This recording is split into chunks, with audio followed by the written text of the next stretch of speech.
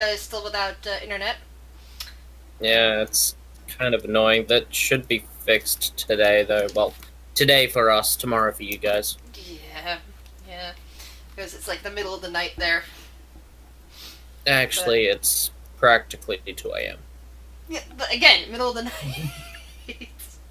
But anyway, so like no internet fixing today, and it's like poor Rick doesn't have another place to go to game at. Mm, So I feel really I sorry mean, for him right now.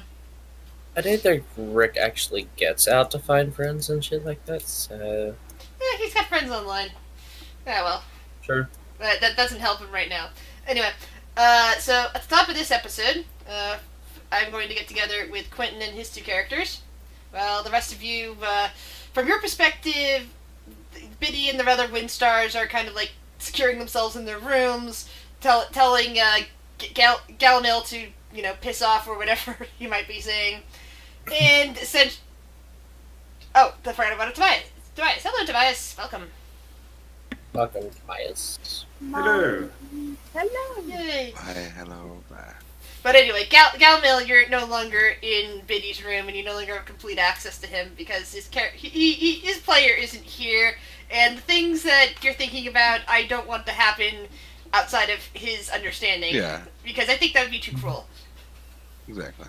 So, so we not are, ominous so, at so all. we are going to start with Quentin coming with me to private word.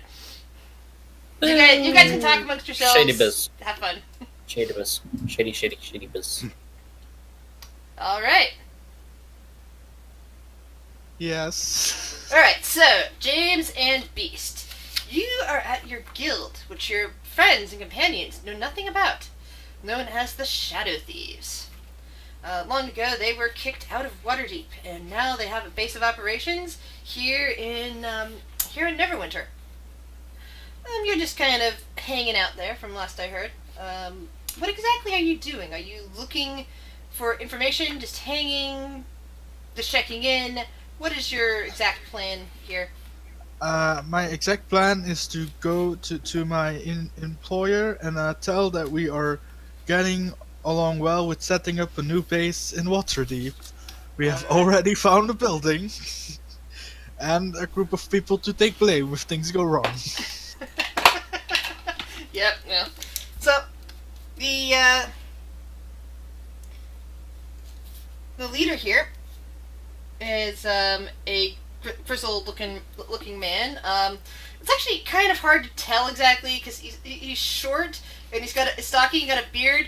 If he's actually a tall dwarf or if he's just a very small and hairy human. But he kind of looks up at you as you guys approach and introduce yourselves. It's like yeah. You guys are working out where now? Waterdeep. And Yes. and to make it clear, you guys found your way here because the type of ruins and symbols that are pretty much can only be seen by two kinds of people. One of them being inducted members of the Shadow Thieves, like you guys, and others you aren't quite sure about. But if they do see them, they probably don't understand what the symbols are for. So, you'll see occasional symbols like, on the sides of buildings that nobody else can see, or if those that can see them don't understand what the hell they mean. Mm-hmm. So, yeah, you guys found them there, so basically you're immediately acknowledged as, even if this guy's never seen you before, as someone to reckon with. It's like, good, make your report. So as we were instructed, we went to Waterdeep and we got ourselves a tavern slash guild set up there, though not our Good. kind of guild, an adventurer guild. We have the deed right here. Beast still has the deed of the tavern, No. I forgot about that. so he shows it to the guy. Guy smiles. Excellent. Mhm. We have set up some secret spaces in our own rooms, and the rest of the party is, for as of now, none the wiser. Though we do have seen some potential recruits. Oh, do tell me about these recruits. There is this woman called Talon. She is rather fearless and sometimes intimidating, though she does keep her mouth shut when she needs to, and that's very nice. She went on an excursion with James here, or as you know her, Jade. And Oh, Beast is the one talking. I kept thinking it was James yeah, talking. yeah, Beast is technically speaking the leader, though James is the one who actually thinks of stuff. All But right. yeah, um, and they did it quite well. We also have Camel, who is very strange. Like I don't know how to explain the guy, but he's interesting. He might be an interesting asset, though I don't know about a member. Though very useful, very useful indeed. Well, if for nothing else, he could definitely be someone you can blame stuff on then, if you get into a bit of trouble. Oh, we're sure of it. Though we think we have a better scapegoat at the moment. And who might Uh, that be? there is this weird dude called Pity. He's apparently an elf who turned to a dwarf who turned to a demon, and he has this weird demon sword that creates skeletons when people are As killed. as you say this, a cloaked and hood figure sitting nearby in a nearby chair stands up and makes their way over towards you. And you hear a gruff voice. James, from your time, like, hanging around in the, in the tavern as it was being repaired, you got used to the way lizard folk talk. So even though this figure is cloaked with some kind of like black mask over their face, and their face looks a lot shorter than what you expect from a lizard folk, you're definitely hearing what sounds like a lizard folk voice coming from under speaking common, and it says, "It's a sword, you say? Tell me about it." He got it from God knows where, and apparently it's possessed and not possessed at the same time. I don't What quite does know it the look logistics like? of it. I give him a short description of the sword because I actually don't know what the sword looks like exactly, but I'll give him a description. Look, figures. Roll an intelligence. Actually, roll an intelligence check. Let's see how well you can describe it.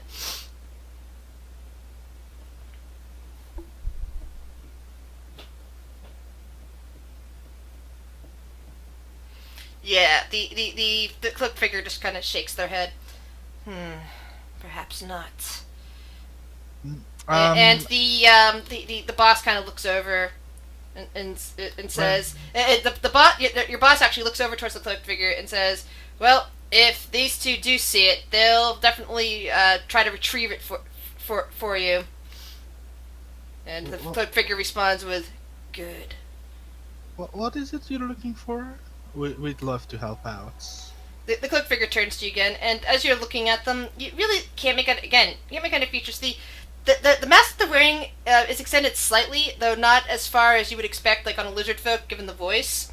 It does kind of look like a horse. The horse, like kind of like a small horse mask, Yeah. if you know what I mean. But it's all black, and they gotta say, "Well, if you have seen it or not, you should report any strange swords here.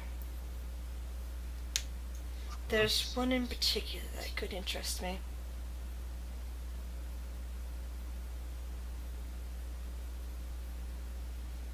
I'll keep it in mind. I'll be sure to tell you of any strange swords.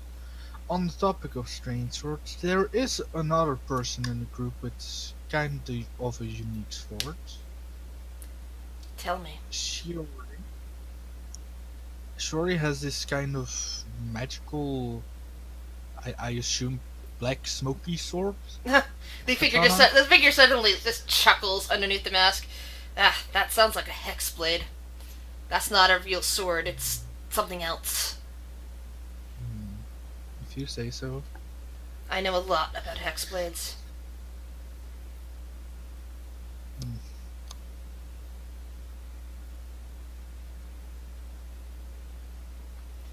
Annual, is there Oh, we came here with a few questions as well of our own. The cloaked figure just goes back and sits down, and you can definitely see the tip of a very dark purple, almost black tail kind of poking out from along the side as they sit mhm. of their clothing. It's mostly hidden, but as they sit down, you can see it. Yeah. When we came to town, we heard some rumors. Yeah, And what kind of I rumors was your boss says? we heard some rumors about an artifact being buried somewhere, Oh, and we were wondering what you know oh, about you it. mean that ridiculous reward that the Lord Protector is offering? Yeah, it's probably a couple days away from here, but he seems to think that if anybody here finds it, he can maybe make an offering to the fire giants to not have to trouble this area again. That would be nice. Well, if you're really interested in it, we might be able to give you some support for a cut of the of the bounty. Yeah, that would be nice. Have you heard about the giant situation in Waterdeep yet? All over the place. There's giants everywhere at the moment. There's a goddamn war on. Yeah, the people of Waterdeep were able to convince some giants to help protect their town. Well, that's nice of them, but it's not happening right here. Not yet, anyway.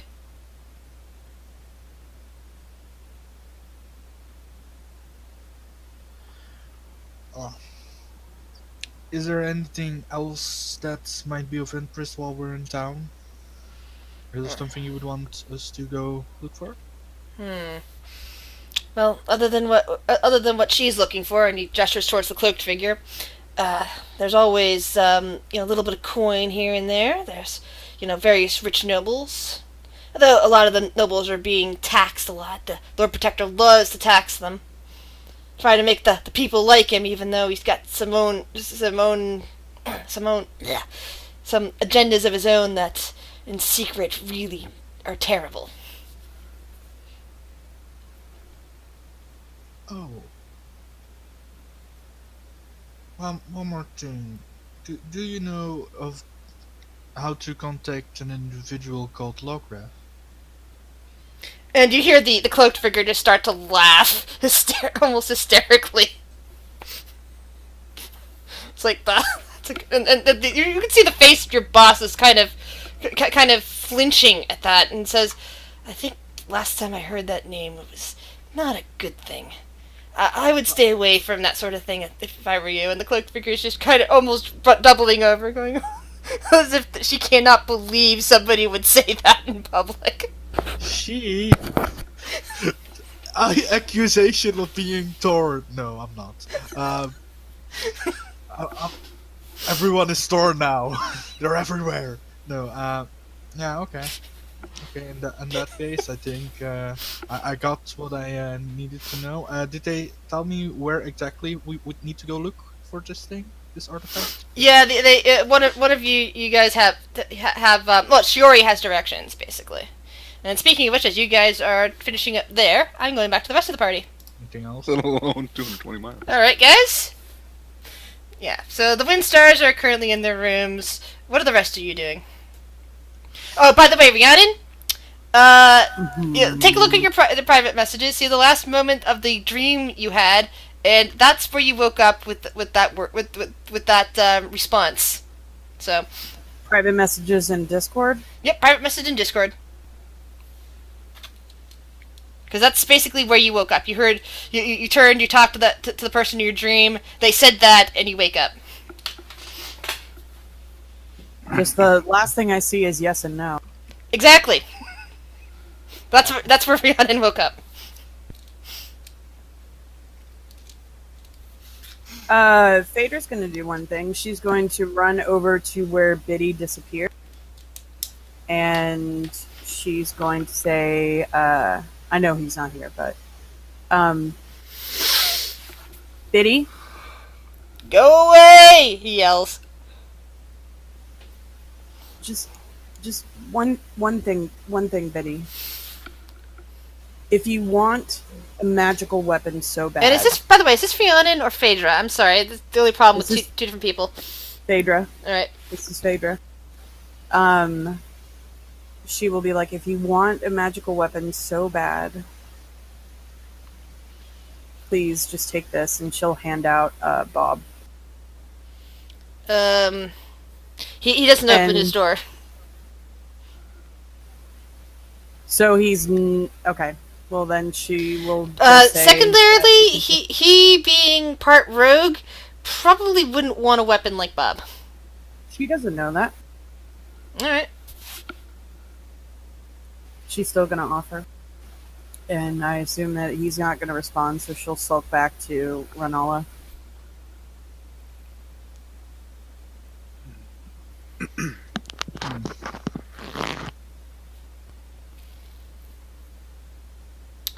Alright.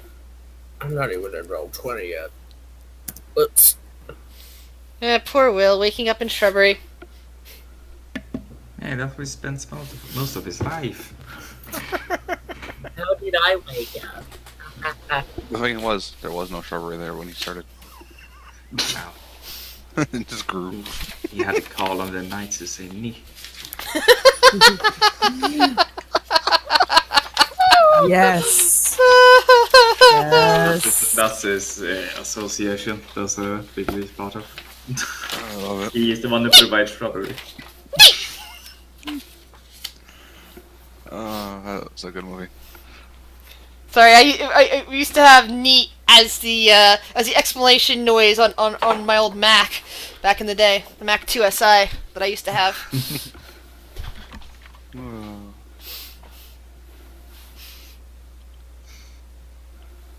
So, Will, what do you do after you wake up? Probably have a look around, just area, like where to like go to sleep again. Trying to figure out my surroundings. Yeah, you seem to be right outside the Windstar family home. Their Neverwinter place. Yeah. I'm gonna stick around outside, not hiding, just kind of leaning against whatever structure or plant tree is there. Alright. Make a perception check.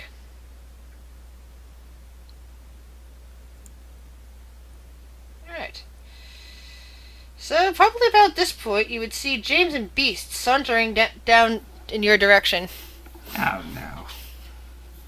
What are you doing something? I mean, we don't see Will, so we just keep walking until Will says anything. I wasn't even trying to hide. He's basically a garden gnome at the... Oh god, no. You put yourself in a shrub, yo. That's new. I didn't know they had garden gnomes here. Because Well, Answer that. the garden gnome just suddenly moves, talks, it sounds like Will. oh, hey Will. How are you? I'm fine. Where are you off to?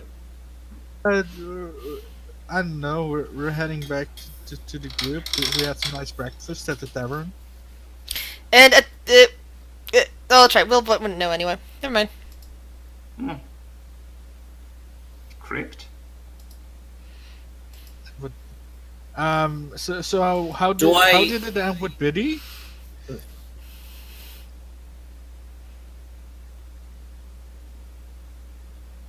Hello. James and Beast walked away, so they don't know what transpired after that. So they just how was Biddy doing? Oh, Biddy, you know. Influenced. Poorly influenced. Oh, great! Yeah, we know how well the Windstars deal with influence. That's promising. It's a travel for another day. I can't handle it right now. Oh, I'm with you. Well, if you need me, I'll be around here, or probably with Phaedra or Shiori. Yeah, I'll join you. We're looking for the group. I think I don't know unless you guys have any plans. I'm just gonna stand here and bask in the sunlight until I see the rest of them. So Will's basically a plant, is what you're saying. I'm basically just leaning against a tree, half asleep. Because he needs the sunlight. Just standing there, holding out a hand, and the squirrel says, "Bring me nuts." Aww. So, what's Ralthor doing at the moment?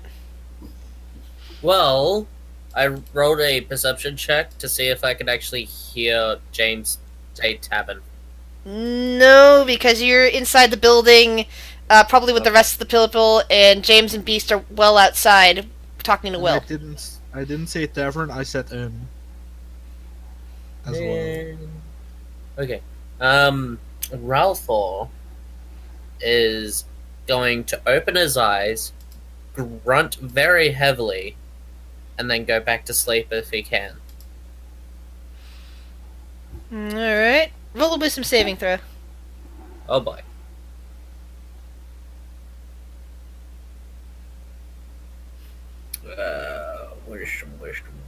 Wisdom. Alright. Yeah, you can force yourself back into sleep, even though you're no longer tired. Alright, so, Shuri or Gamel, what are you doing? Gamel's gonna go probably sit in whatever room that he's been given and kind of plot. Shitty piece. And Shuri's probably gonna be wherever else is for breakfast or whatever. Why is Phaedra not in the building? Oh, well.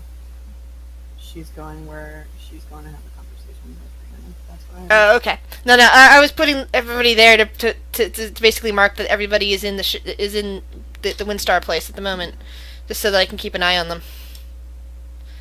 Instead of, like, wandering around the thing. In fact, they're probably actually up here, now that I think about it. But, because this is more of, like, the, some of the other people. But, anyway, so, Rhiannon, what are you doing? She's waking up, and I would imagine at this point she hears a knock at her door. And she will, she'll kind of put her glasses on and fix her hair up, and then open the door. And at the door is Phaedra. Morning, Rhiannon. I have something else that I need from you. Do you mind if I come in? And Rhiannon will let Phaedra in. He closes the door behind her. I know that Renala has asked you to research some of the general structures for our quarry of the administration here in Neverwinter, but I need you to research something else for me. We need some sort of background information regarding any Wanti and a specific deity that goes by the name. Hold on. I had it written down here. Selena. If you could prioritize the information regarding that one individual that we had first asked you about, but in your breaks, also research that. And Rhiannon will not. And one last thing as well. I know I'm better with an axe than I am with my words and with my mind, and I was curious if you had some extra time, can you help me be a little smarter? Sorry. That is so cute. I recently, at a time when I was not as emotionally sound as I should, I was taken advantage of by a certain individual, and I need to be smarter. I don't want to put anybody in danger. And she'll just kind of sheepishly, kind of hang her head, and Rhiannon will go up and put a hand on her shoulder. And she'll say, I don't know how I can help you, but I can try. And Phaedra will nod her head and then leave the room.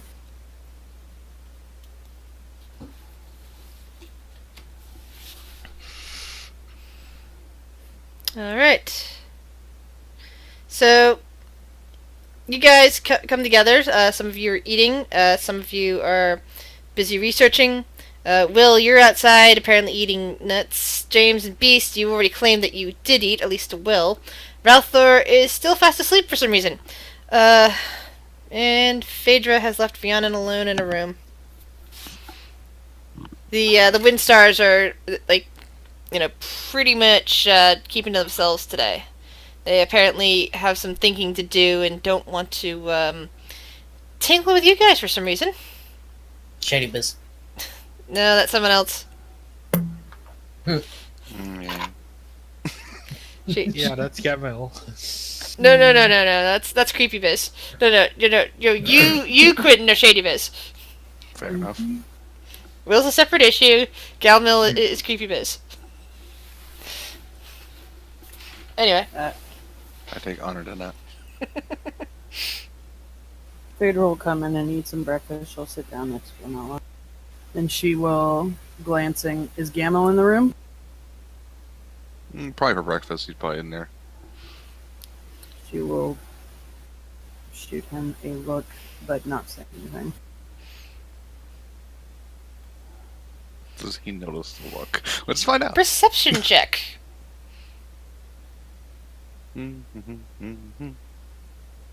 Where's my character sheet with him? There it is. Perception. Yes. You notice the look she's giving you. Hello. Morning. Something wrong. You saying this across the table or awake in mind? Probably awake in mind. Everyone else is enjoying their breakfast. Yeah, why ruin a good meal? You know exactly what's wrong. I'm a madman. I don't know much. You know plenty of things. Now, I won't hold it against you as breaking an oath, because you technically did not break anything. But you used my time of emotional distress to your advantage. I feel like I used it to both of our advantages. And that's why I'm not taking other measures at this point. So, well done. I hope you had your fun. Well, I was having fun. To be fair, all you would have had to do was ask, and I would have stopped. This way, you also have an interesting spell in a ring. Sure. And I appreciate you for that. I don't like being felt. I don't like feeling dumb. And yeah. So cheers to that. And I still stand. You go anywhere near her mind, I'll fucking end you.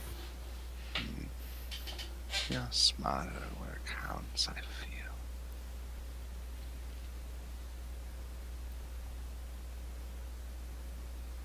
Enjoy your breakfast.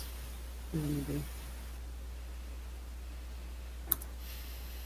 He's just smirking the entire time he's eating for no reason whatsoever. Does Shuri or anybody else at the table respond to the looks on Gamel's face? On Gamel's face, no. Gamel looks weird all the time. Fair point. I think he's I don't see anything. Or the fact that both Fair Phaedra and point. Galmel, well, Phaedra seems to be giving him death eyes. Like, I could just imagine her during that entire mental conversation, staring over at Galamil and just narrowing her focus by points, yeah. like little dagger eyes. Yeah, dagger eyes, stink eyes, everything, like straight up grimace in that direction. She is not happy. Look, James and William don't want to attract the attention of Angry Phaedra. That's never a good idea. Definitely not for these two. Angry Phaedra is a fun Phaedra. Mm-hmm. Something that happened.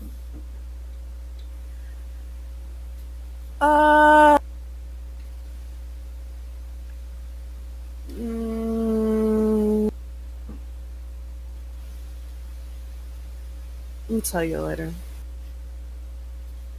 Alright. Everything's fine. Nothing to worry.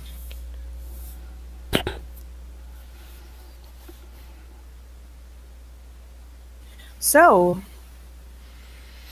what's the plan?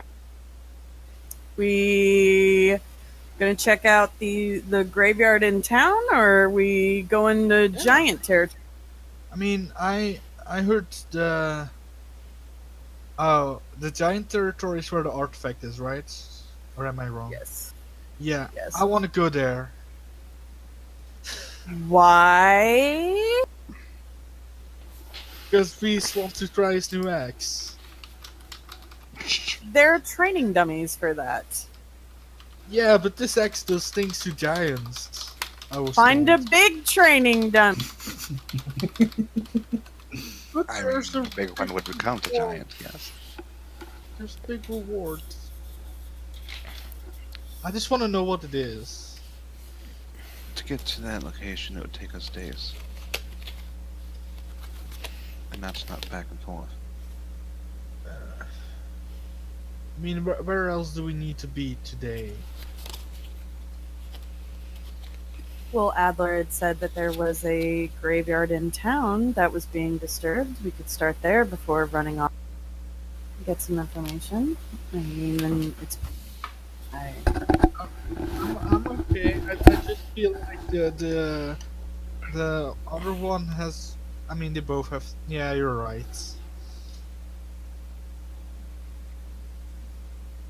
Besides, doing the one in here might be a nice stepping stone to get us some good graces with those of Castle Never.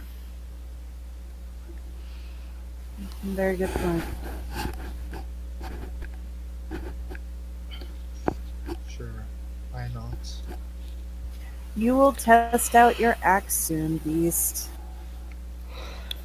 You just need to play this smart. I agree. We will. If giants what you seek, we will go there before we head anywhere else. Okay, let's go check out the graveyard. Alright. So, you're going to have to decide which characters you're going to be using, since I'm only allowing each of you to be controlling one character at a time and leave the other characters you brought with you to Neverwinter, like, behind it, either there at the Windstar Mansion or perhaps off doing their own thing. So, with the exception of Will, who only has Will. Maybe. Rhiannon's going to go to House of Knowledge. Alright. Beast. NPC mode. I'm gonna use Beast as my main adventure character because he needs some XP. Oh, and I'm gonna Sorry, take- Ralthor. Ralthor is also the only person here from Jesse's team. Yeah. Rathel's sleeping unless somebody wakes him up. I'm imagining they're pounding on your door saying, "Come on, Ralthor, we're going! Get out here, unless you don't want any booze!" Or, as the GM might put it, any XP. Well, hearing that, Rathel's definitely getting out and then walking out of that door in about 5 seconds flat. While his pet rat is trying to hold on to his hoodie for dear life. Oh. James is gonna go Jamesing. Does the DM know James what I is mean? gonna James. James is gonna Remember, James. any word can be a verb. Even a name. Yeah. Jamesing. Shady Jamesing. business. Shady biz. Oh, shady businessing. Alright. I was gonna shady biz all over the place. Oh god. No, no. No. No, no, no, no, no. That's so bad. bit of shade here, a bit of shade there. He's just planting trees. No! Yeah, future shade. Future shade. Baby Yeah, what are you trees. thinking about? Nothing. So Nothing even at all. even if you guys end up asking, none of the Windstars wish to go with you at the moment. They are all busy with something else. Neither of the main ones that you've talked to say that they want that. Basically, will let you know what they're doing. And Varen, you just can't find. He's somewhere, but you're not even sure if he's actually in the Windstar Mansion at the moment. He might have wandered off again. But both Adler and Biddy are both basically say to you guys, "Busy, go away, please." Or in Biddy's case, probably say, "Just get the go away." And Adler would probably be the one to be polite, but they basically just tell you to go away because they're busy with something else. Before leaving, Fader would, as you said, this will happen. She will definitely go and knock on Biddy's door, and then just to check in on him before they leave. Yeah. Which, again, evokes the response of, "Please leave me alone!" I'm just saying Probably in that's a very what whiny Fader voice. would do that. God damn, you're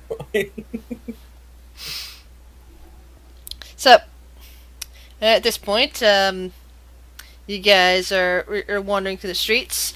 You have some idea of where the main graveyard is, at least. You probably have some instructions on how to get there. But you don't have too much information outside of what Adler had scrunched up about what exactly is going on over there. Just that, if some of the graves had been disturbed, supposedly the thoughts of grave robbers in the area, which is always disturbing, but...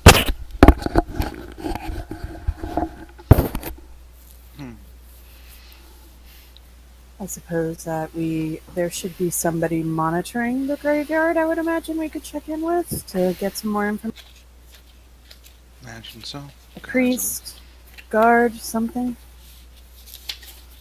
Gravekeeper. As we approach, Fader will look around for anybody we just described. Alright, Well, so same. you get out towards the graveyard, and it's somewhat of a slightly overcast day. It's still warm, but it's not quite as hot out here as one might think. I mean, given that it's both summer and you're in an area that has heated water, yeah, it can you can get kind of almost jungly atmosphere in this region, even though it's very close to the frozen north. As you walk in, it's like a bit humid, but slightly cooler than the day before because of the weather.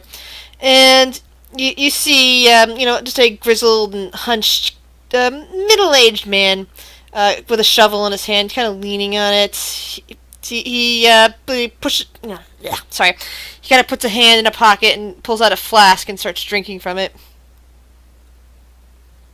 Liquid breakfast this morning. Friend of yours, Ralph? I was just gonna say. He looks interesting and a fun guy to hang out with at nighttime. Yes, the graveyard keeper. The guy has Okay. very pale skin, and he looks up towards you guys and kind of, swallows quickly, and tries to hide the flask back in his pocket. Can I help you? Yes. We were looking to help you or get some information regarding some graves that have been disturbed. We had seen a posting. Yeah. Some of the older graves, ones from 100 years more. Somebody's been digging there. We've seen this sort of thing before. People occasionally coming in and trying to dig up some of the older bodies to get the jewels and whatnot that were buried with them. But usually they leave the bones behind. This time, they seem to be taking everything but the coffins. Hey, you're okay with this? No, of course I'm not okay with this. That's why I contacted the city. But the city watch is busy with other stuff, so they apparently put it up on the on the bounty board at the castle. Yes, we noticed. So yeah, if you guys are interested in all that, maybe you can find out what's going on here, and I can stop worrying about what the hell, why people are digging up dead bodies. It really gives me the creeps. Yeah. We're new to this town. You said the graves that were 100 years old. Can you give me some of the family crypt names? Well, yeah, there's always the old, Nevers, though their graves really haven't been disturbed, thank God. Well, actually, I'd probably say thank the gods. Yeah, there's, I think he pulls out the flask quickly and takes another sip to give himself a moment to think, and then kind of puts it away hastily. Well, there's... Ralph. Okay. Go I ahead. was about to say, when he takes a sip, Ralph's just gonna smack his lips a little bit. Well, there is the Kipsters,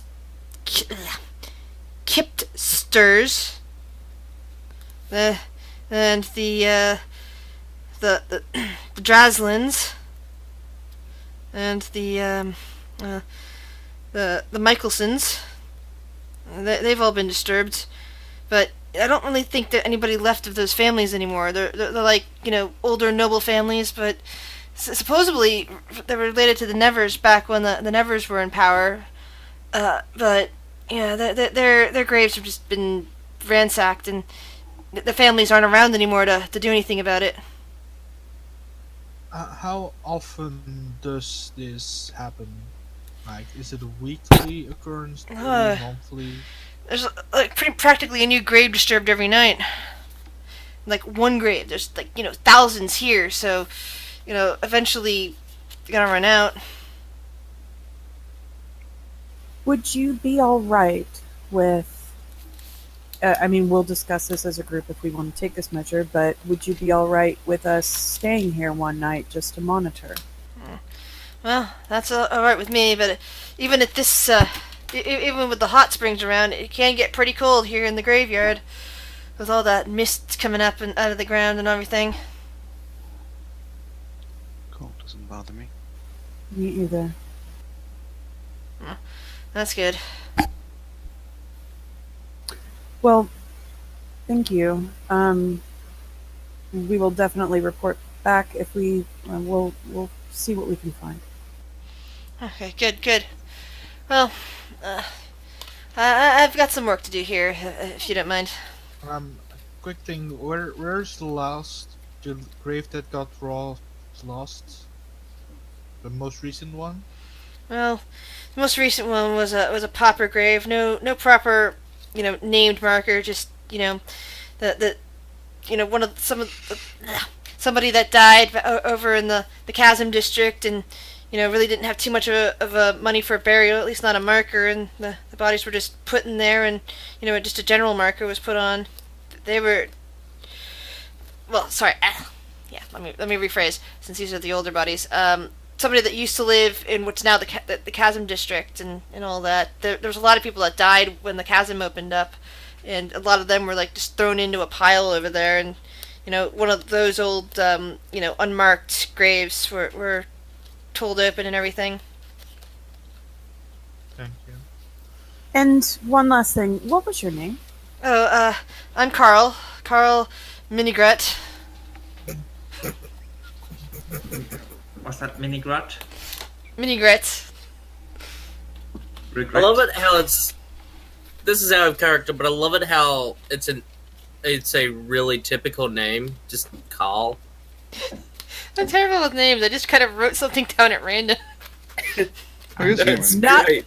Not everybody It's in amazing. D&D can have epic names. There are Carls and Johns and Steves in this. And there's Axe's name, James and and Bob's. there's And Axe's James. named Bob. Yes. Please, tell me, does this gravedigger have a hat? No, he's just got scraggly hair. He's half bald I on was top about with to some say. scraggly hair hanging down. I was about to say, has anybody watched the YouTube series Llamas with Hats? Yes. No.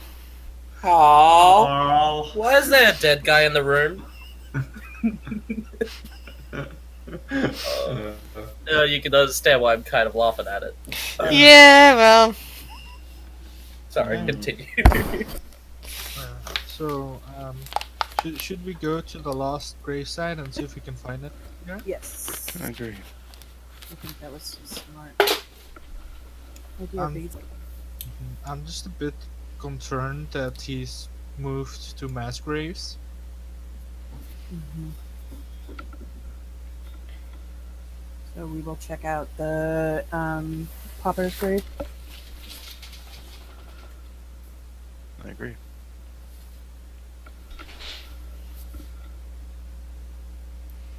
alright, so Carl just kind of, like, leads you guys down that direction. He's not walking very fast. He's middle-aged, and clearly he doesn't take well care of himself. He's all stiff, and he's kind of leaning on his shovel as he walks, kind of using it kind of like a cane.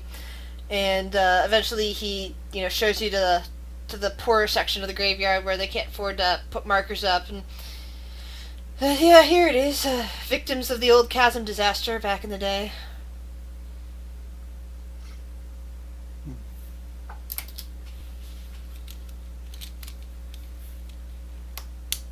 And you can see, like, freshly churned earth even from here without investigation checks.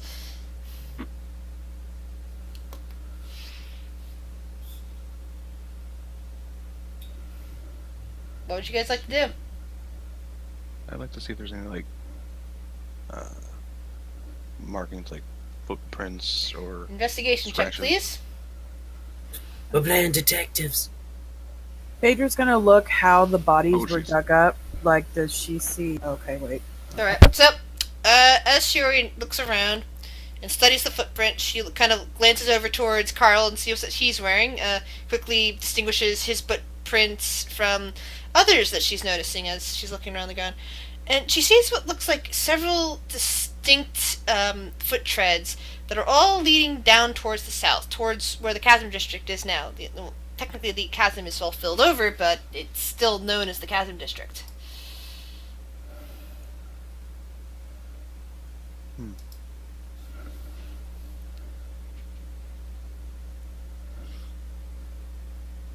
Interesting. What? Yeah, footsteps and I'll lead back toward the south.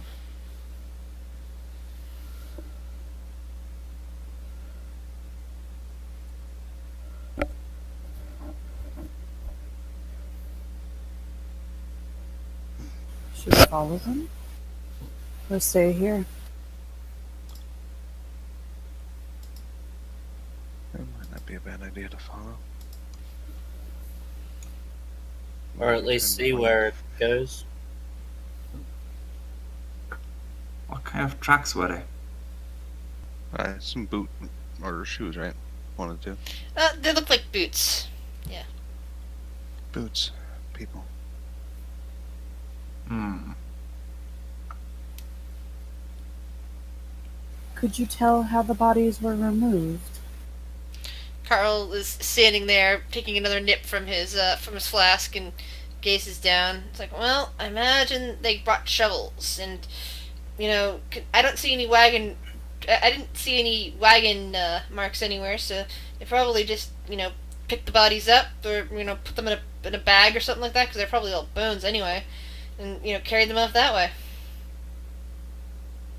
True. My thought was if they had some sort of magic aiding them, it might appear different than shovel marks or picks, or help aid them in carrying.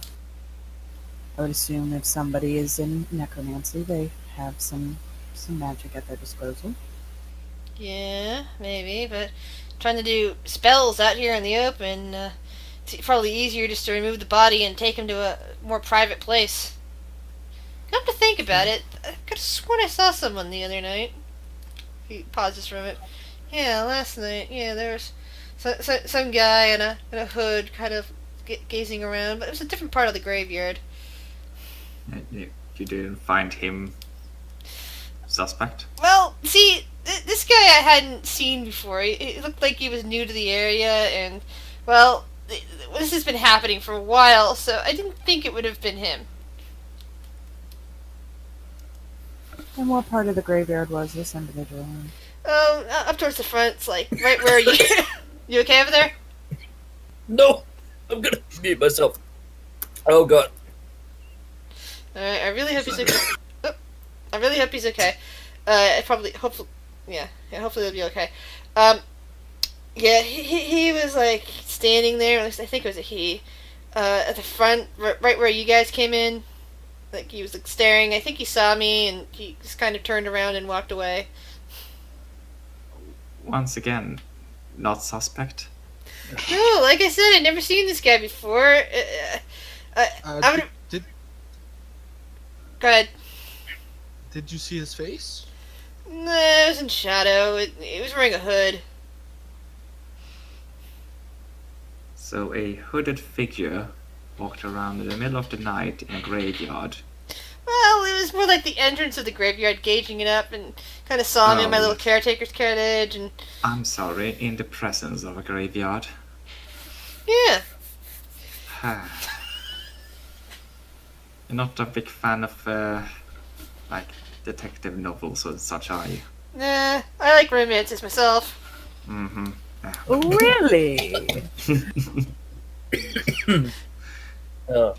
I can tell that you probably have a lot of much sharper tools in the shed.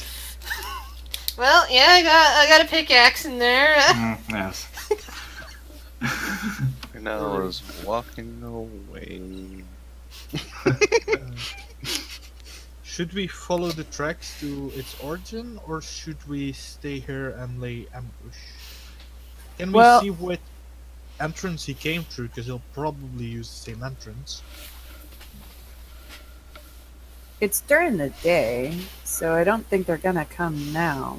We should probably I know. follow the tracks and then come back and lay in. Oh, what if we left a dead body as bait for him? Let's not. Let's No, sorry. Phaedra looks over at the small gnome. No, wait. Get another dead body. Listen, sorry. I mean, Sure, if I what's could wrong? change, it misspoke. would- I If it was misspoke. I understand that sounded bad. Yes. No, what I'm saying is I could fake someone's death. As There in, we I go. Could put their That's body better. in a state of deadness, but they would not be dead. They would seem dead. I don't think that's that great of an idea. Don't they? I don't want to volunteer as tribute for this. I guess volunteering would be a hard thing to do. I just want to be clear. Didn't they only rob old bodies? Yes. Yeah. I'm pretty old. I'm I- practically decomposing already. Yeah, I had a question about that. Well, actually, now that you're bringing this up, Will, how old are you? Well, I don't know. Yeah, you had said something the other day when we were down in the dungeon and about hanging out with Archie like it was just a regular Tuesday. And Oh I'm no. I might have been exaggerating a little bit, but you know. When you nature on a daily basis, pay attention to things. Let's just go find this dude. We'll, your plan C, right? Okay. Cool. We'll put that on hold for now. put a pin in it. Sure. Yeah, we'll put a pin in that. If it was James, I mean, we wouldn't have to look for a dead body. We already have him. But it's Beast. I don't have a supply of dead bodies, so I'm sorry. So let's just. we Strangely, Beast is talking about himself in third person. good. Yeah. Oh, wait, shit, I'm here. Still a bit woozy from his neck being broken. He's still not, Footprints. Yes. Yes. Yes, let's follow them. Yes. Sure, he's already kind of like partly there. It's just kind of stopped. Phaedra catches up. She'll fly, click her boots and fly over to Renala. Oh, Ralph's running. Will is just leisurely walking behind. How's that pronounced? Leisurely. It's got multiple pronunciations. We're Yeah. good. America. English Yeah. language. Damn you. Yeah, American English is freaky like that. Sorry. Don't worry. You speak it better than most people I know. Yep. Yep. Yeah. Even me sometimes. Not speaking English. Thank you. We're all agreed that Tobias is the most eloquent in English. Oh, well, thank you. Love it. I love it. That's my next character's voice. How beautiful. Please do. Yes, I'm gonna attempt to follow these Alright. footsteps and stuff.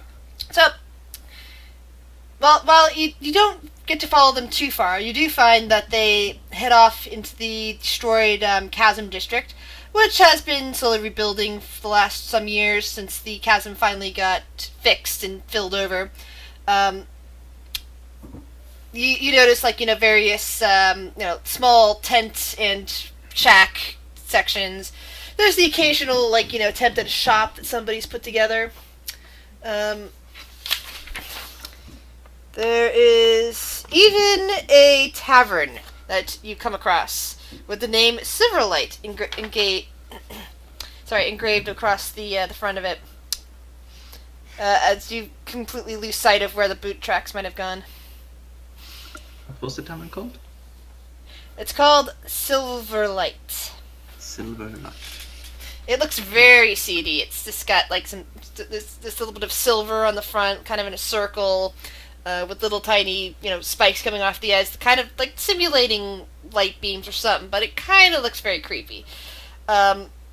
And it looks like it's basically just been painted with silver paint, not actually made of silver, because there's bits of rust here and there with where the coating has been eaten through to expose the rusty iron underneath.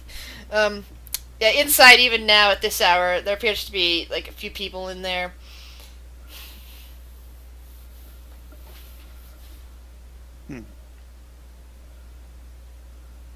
Well, Shiori, where did the footprints go? Renala. Did we ask? Well, that's what I kept getting confused about, because it would help me a lot if you used Shiori as in when you're not actually talking, and say Renala when you are, because I keep getting confused at who Renala is when you're just talking, goes next to, because that's Alright, you had an extra name. My bad. A fake name. Sorry about that. She's not responding. Is that it? Shiori, hello. Sorry. Oh, I did it again. So that scene. I'm just gonna take a step back. Who's Ronaldo? Ronaldo? Ronaldo? Ronaldo? Ronaldo? Reynaldo is my name. Yes. Ronaldo. I thought that was Shiori. I don't know who that is. Oh boy. Yeah, Ronaldo. Ralthor is tripping out right now. He doesn't know if he's still drunk or not. Roll a Constitution saving throw, Ralthor. Oh boy.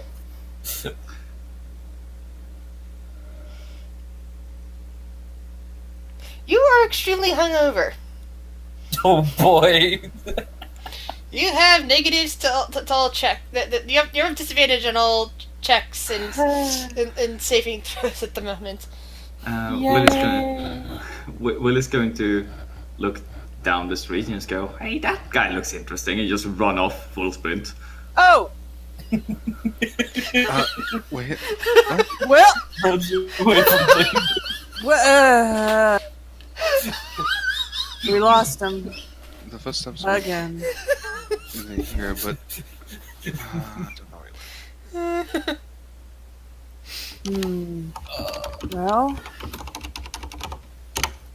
will give me an acrobatics check. And are you attempting to stealth at all, or are you just running flat out? Well, if I noticed that no one is following me, then yeah, stealth. Alright, stealth check then. Acrobatics and stealth. Stealth. 24. Alright. Just need your Whoa. acrobatics now. Acrobatics. Alright. 19. So you're in hot pursuit, and somehow the guy does not see you. Because he quickly slows down, and you're able to catch up with him quickly without him noticing you're there. You filthy. Meanwhile, your companions have no idea what the hell happened to you.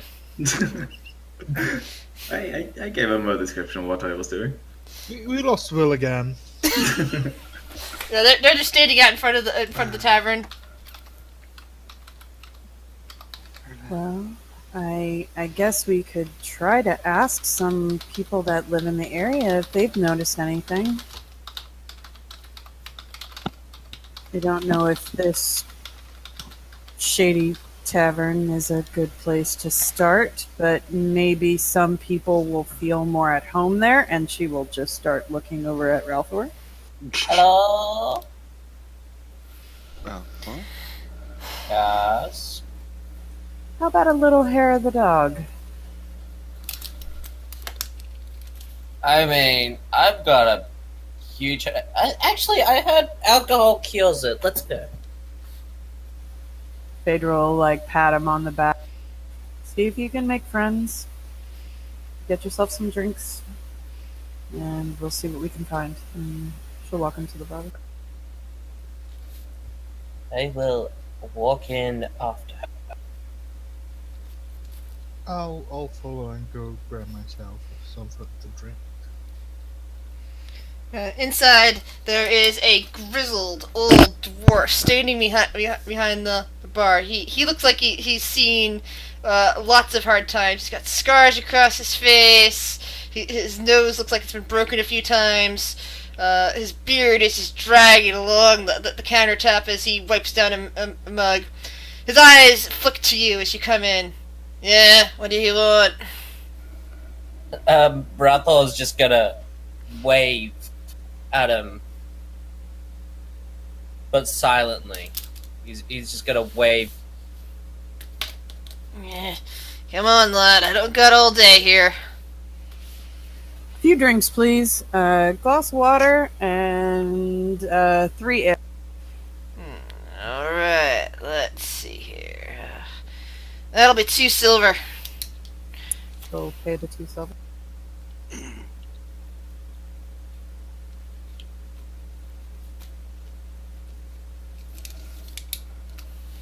Alright, he puts down the mug, pulls up two others that look kind of, cracked and old, and he starts to polish them a little before filling all 3 with ale. And before he takes this little cup, goes over to a barrel, pulls off the top of the barrel, and just dunks it in to pull out slightly cloudy water before slapping all 4 drinks on the bar. There you go. Thanks. Thank you. She'll hand Thank you very much. ale to Ralphor and Beast, and she'll take one and then hand the water to Shiori, kind of like, yeah. thanks. So, lived in this area long, sir. Phaedra Stoneheart. Pleasure to meet you. She'll, hand her hand out.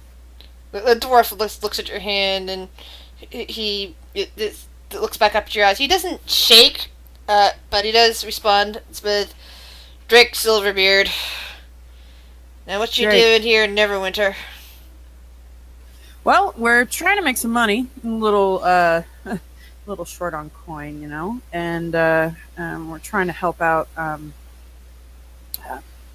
Not really help out. We're just trying to make some money, make a name for ourselves here. And we saw something about graves being disturbed, and we followed down to this district, and thought that your establishment would be a good place to start and ask.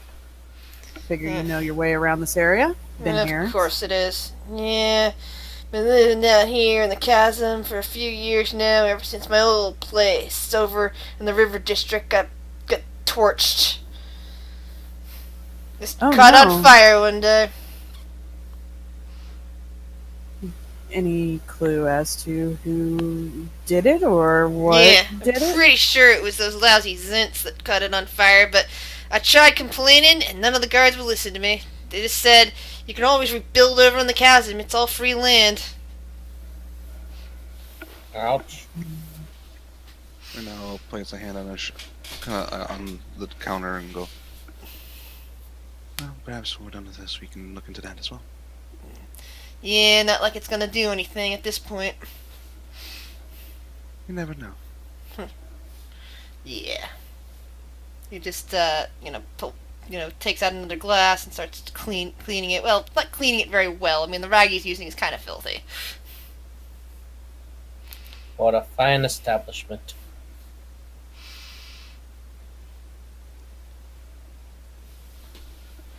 We had a problem with the Zents in our last town.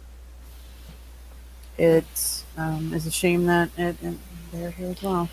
Yeah, they've been here for years. And Taram seems to... The Lord Protector seems to be in league with them, if you ask me. Really? Yeah.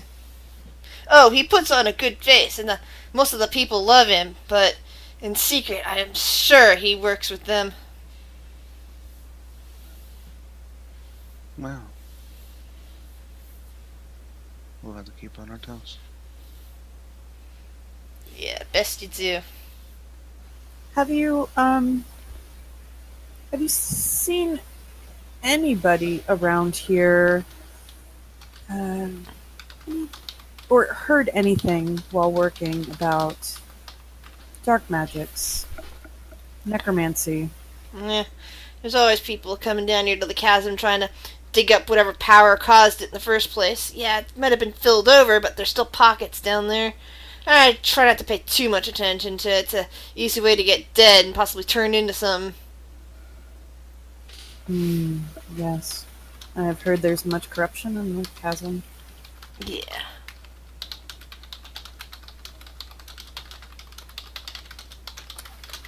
She's going to pull out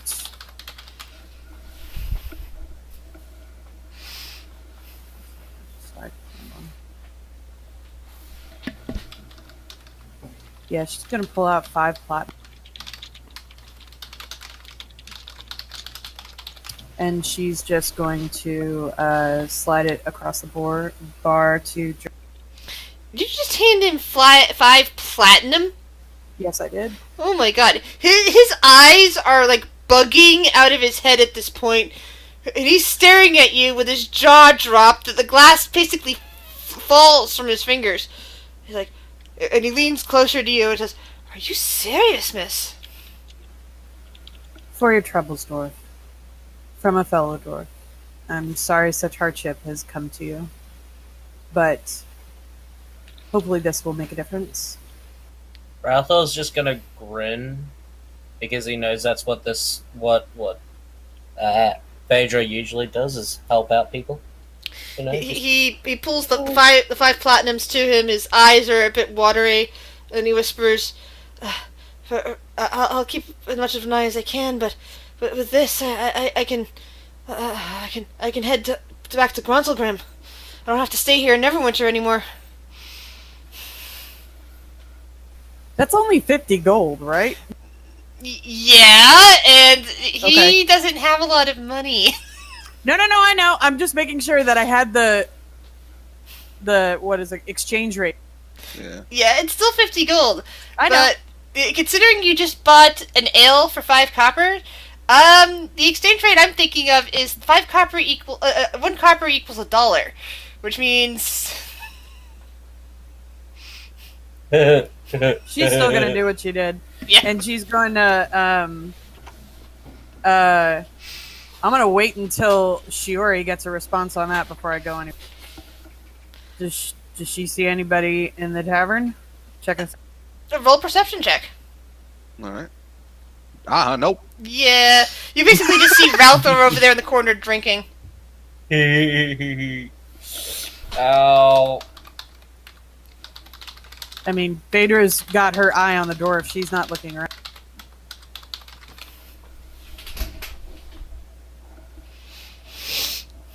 Well, for your troubles, and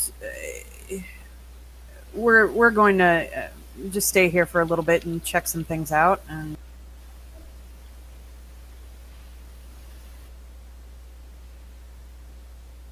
if you hear anything, we're staying at Windstar is it Manor? Yeah. Oh, the Windstars, yes. The high elves, aren't they? They live here sometimes, and every few years. Also live. I don't know where else they live, but I know that they come back and forth between here and somewhere else. They had one of their kids go missing some decades ago. I forget which one. I just remember they were all upset.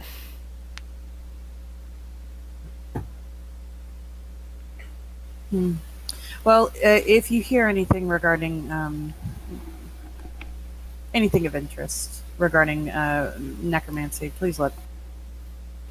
And that's where we'll be staying. And take care of yourself. And don't let anybody tell you that you're not worth anything. And she'll walk away.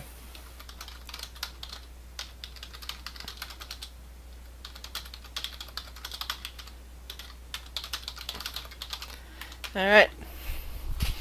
So he's carefully pocketed the platinum and seems to be making preparations for something. As he's kind of with that money, he doesn't feel like it's worth keeping the tavern going after this. He can sell the area to somebody else and leave. Yeah. And she definitely did that because of the information that Gamel gave them regarding the way that the dwarves and gnomes are being treated. Mm-hmm. So hopefully that'll make a difference in this one person's life.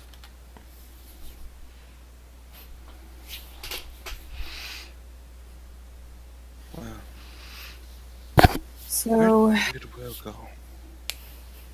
I don't know.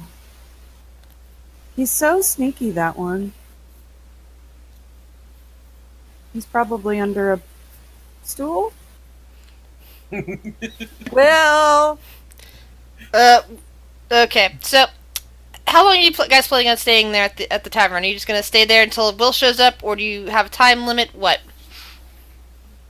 I would say if we can't find Will in the next, I don't know, 5 minutes?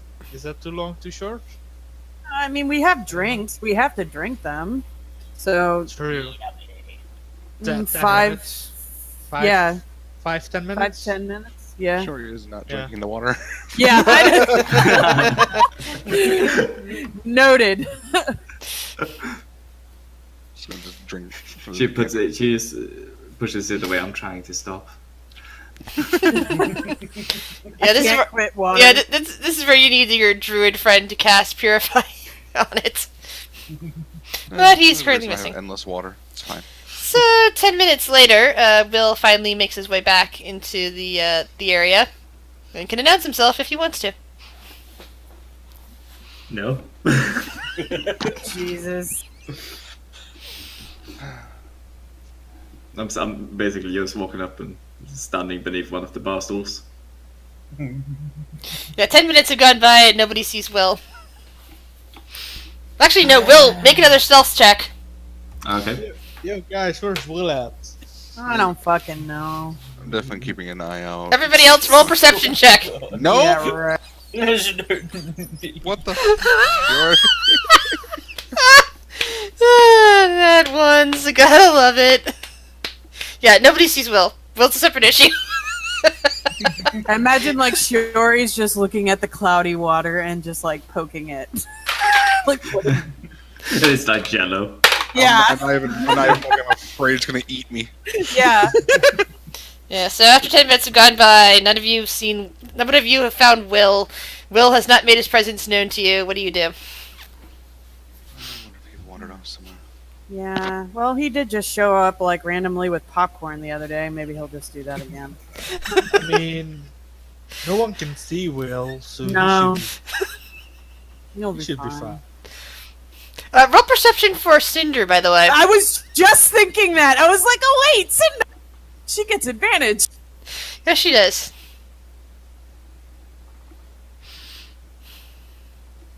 I got bloodhound.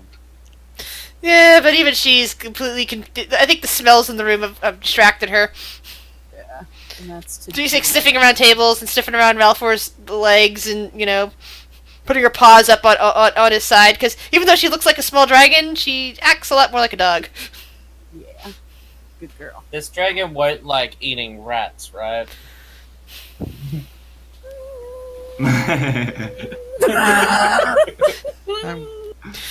She I just thought I was gonna have the same issues that he had with Galmil and a freaking spider. she just gives a little burp, and you smell cinnamon in your face. Aw. See anything, Now I girl? want donuts. Well, Guys, are you guys ready to go yet? oh, Jeez. there he is. Yeah. Where'd you go? North. Why'd How's you the run place? off? I Where- saw an interesting guy. What interesting guy? He looks suspicious and, I'm not sure if it's anything. Wait, suspicious how? Well, it was just the way the moment I accidentally mentioned a certain someone's name, he took it to himself to turn around and walk away. Where did he go? Immediately, Phaedra stands up. Well, he went north to the Protector's Enclave. What? Sure, he's already out the door. Phaedra follows.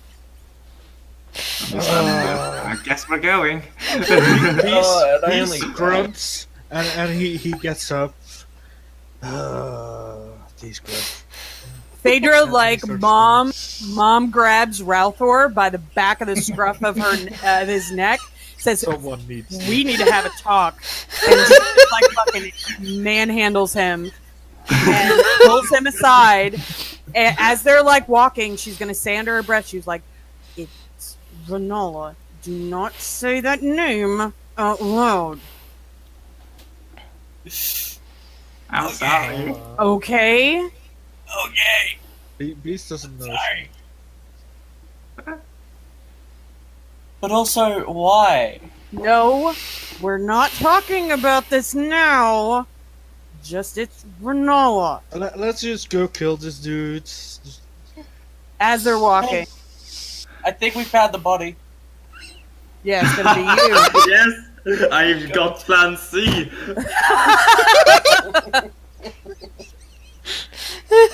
We're walking. We're walking. I'm leading them to the very fancy house. So, as you guys get towards the Protector's Enclave section of the city, you start noticing guards are keeping a close eye on everybody. Like, you're getting these looks as the guards cut by. They're all looking you guys over, and the best analogies I can think of is like the horribly racist sections that that we all know and hate, of like somebody walking through the really fancy part of town that the all white folks never want to see them there. That's the looks you guys are all getting at the moment. Are the looks specifically directed towards Will and Phaedra? No, to all of you. Okay. I mean, Beast isn't that normal either. Well, no, there was specific information that we got about certain individuals not liking dwarves and gnomes. That's why she was asked. They're even giving dirty looks to towards Shiori and such, and especially Ralthor. Like you could see that their hands are on their weapons as Ralthor is passing by.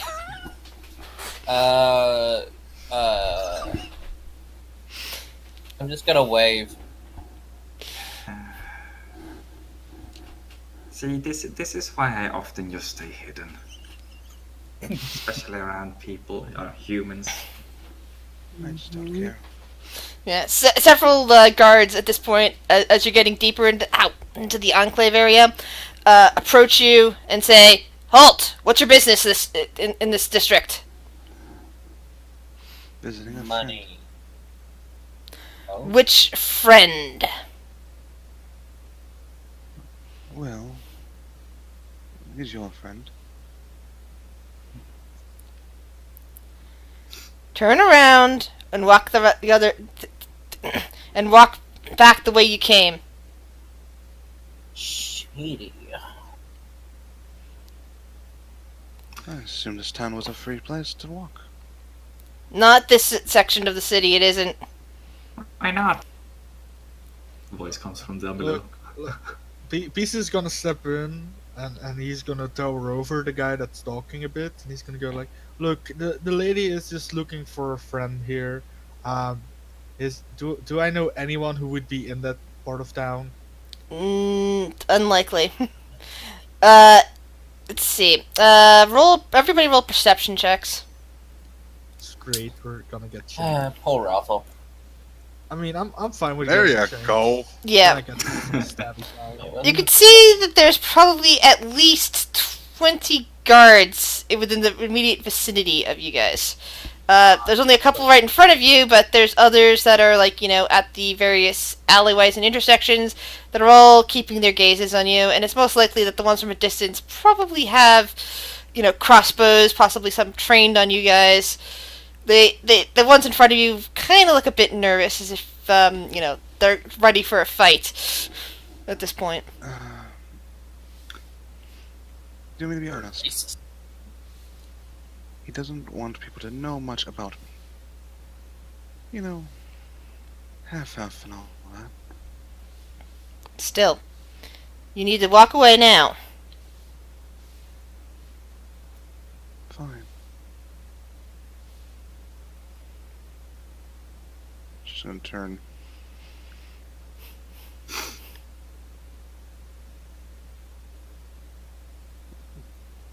And I guess exit Pretender's Enclave. Temporarily. Mm-hmm. And find a nice shady place to hide and use disguise self to look human.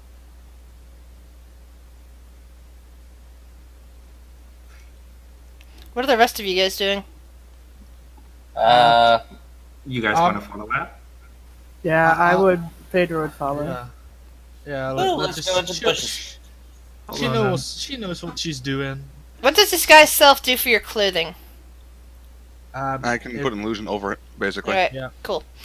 As for everyone else, I know you're probably not good at sneaking, but I mean, not good at sneaking, you say? So Plus, you're still gonna have to roll with disadvantage. People are paying attention to you and are immediately looking out for you. Pass without a trace works best if nobody knows you're there in the first place. They are alerted to you, which means it's still a disadvantage, guys. 22? I'll be fine. I need disadvantage and disadvantage. would I be able? Holy crap, to... Will! Oh my god! with the shoes, I roll with advantage, so That'd be a straight roll at that point, yeah. Yeah, it's just Well, like 31, but yeah. it's decent.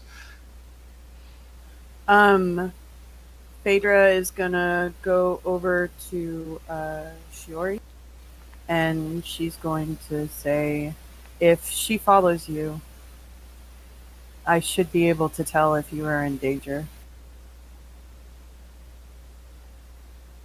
If you want to go further, I don't feel like I could follow you into that enclave again.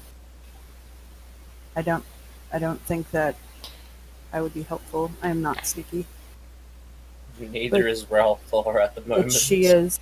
You're sneaky with me. Sure nods.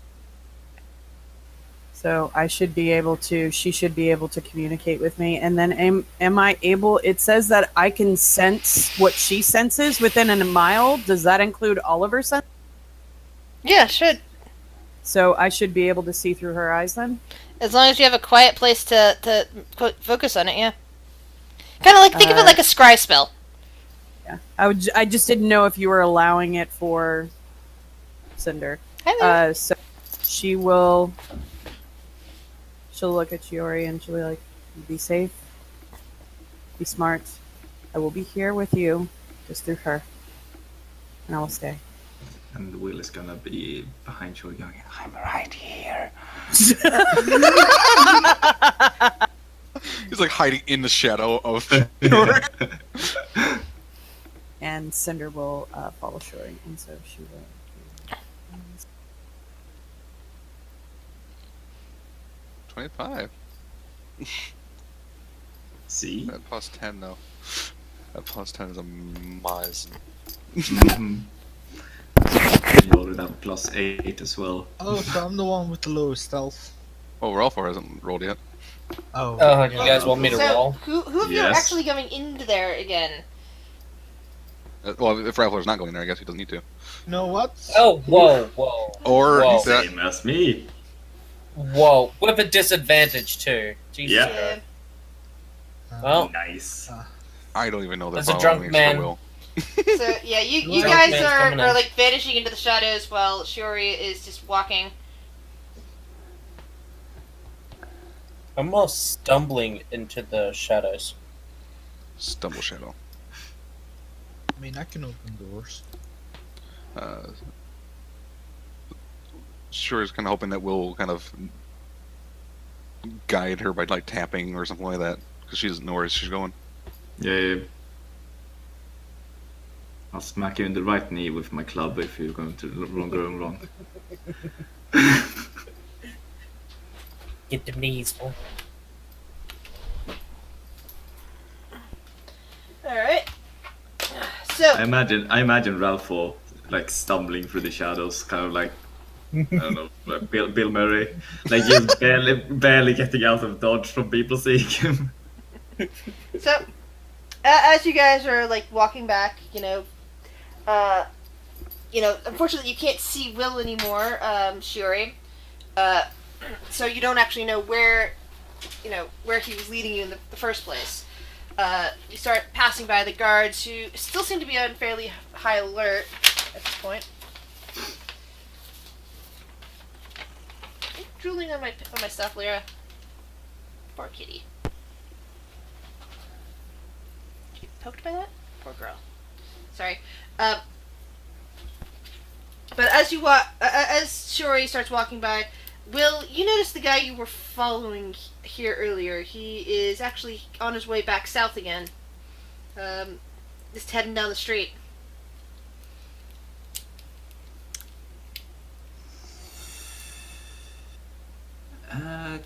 Alright, so this is probably gonna be tough to do, but could I get up to next to Shiori, kind of walking like along one of her legs? Alright. You're gonna have to So roll that- another stealth check because she's out in the open while everybody else is kind of Yeah, hugging the it's corners and Still concentrating, keeping so low. still plus 10, And it's still a disadvantage because people are well, it's, even with that. 47. Yeah, Shiori still doesn't see you as you come up alongside her and start whispering. That's the guy, I don't hear anything. That's the guy. Can y'all hear me? I can hear you. Yeah. I can hear you. And glance over. Well, side glance mainly.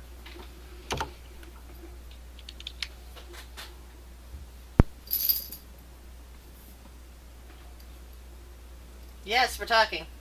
Yeah. I can't get to my keyboard right now. My cat's in the way.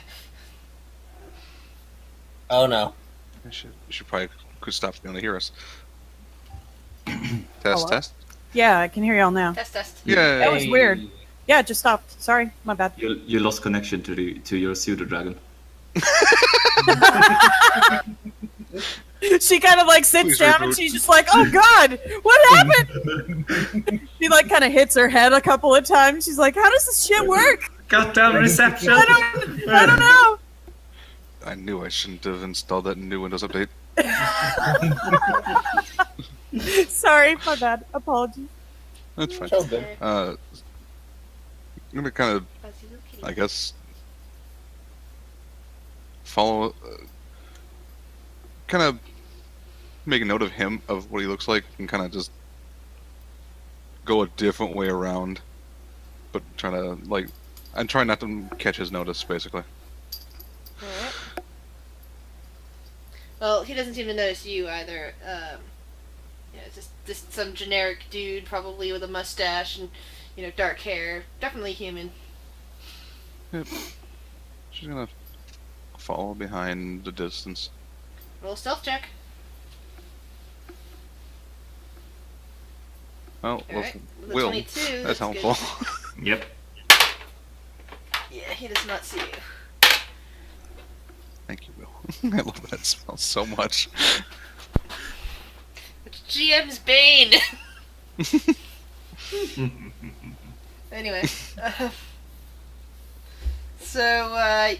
Yeah, you guys so you're not following that dude? She's the one that, or he's the one that Will mentioned, so she's not Alright. following him. Yeah, we're basically following Shiori, and she already decided we're going after him. Okay. I like to imagine that he's like holding on to her leg because the illusion that she has, like she's wearing like a nice dress. Yeah. I'm not holding onto it, I'm kind of like jumping along with your leg to hide myself behind it. No, Leroy, don't rub against my pen. I can't write when you're doing that.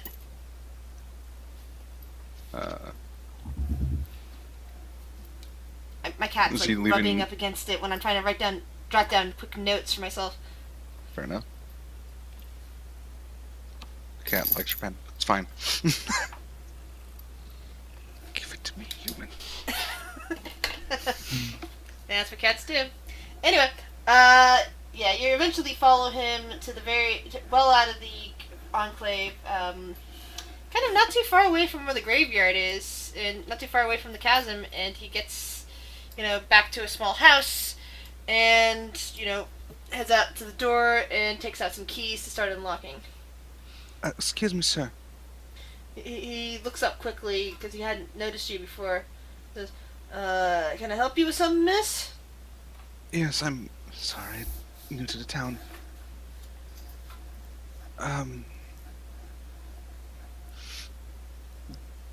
Do you know where a good place to stay is? Well, and he steps back from the door for a second, thinking, well, there is the Driftwood Tavern up north, nearby the water and all that. If you like the water, there's a couple places down the river district, I imagine. Of course. Thank you. Could I repay you somehow? No. Just I'm just trying to get in my home now. Then I'll leave you to it. He suddenly looks down, and even with Will's stealth, that he noticed that. He's like, "What? What are you doing, gnome? Oh, sorry, I dropped something over here. Get away from me! Kinda Don't like touch me!" She kind of he kind of backs into the door and kind of gives you a shooing motion.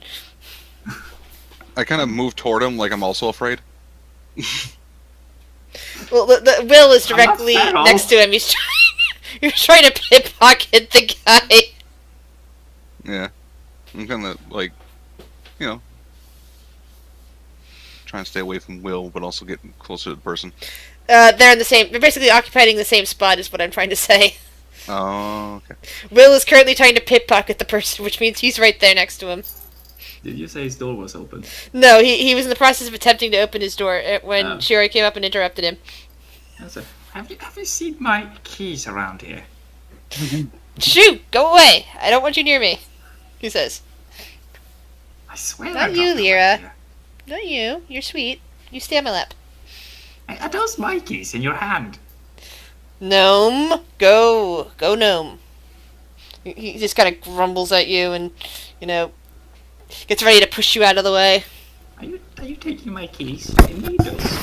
These are my keys. Don't you touch. I can't really tell. Can you just show them to me? At this point, he attempts to strike at you. What's your AC? My AC is 15. Alright, so he comes around and smacks you with his hand for 1 hit point, attempting to knock you over.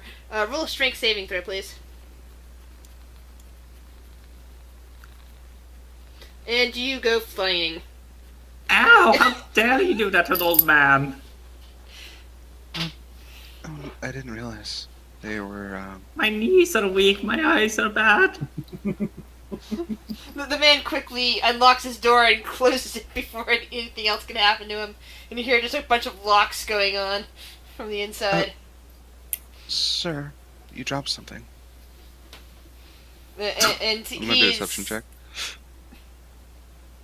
I'm not good at deception. Oh! Nice.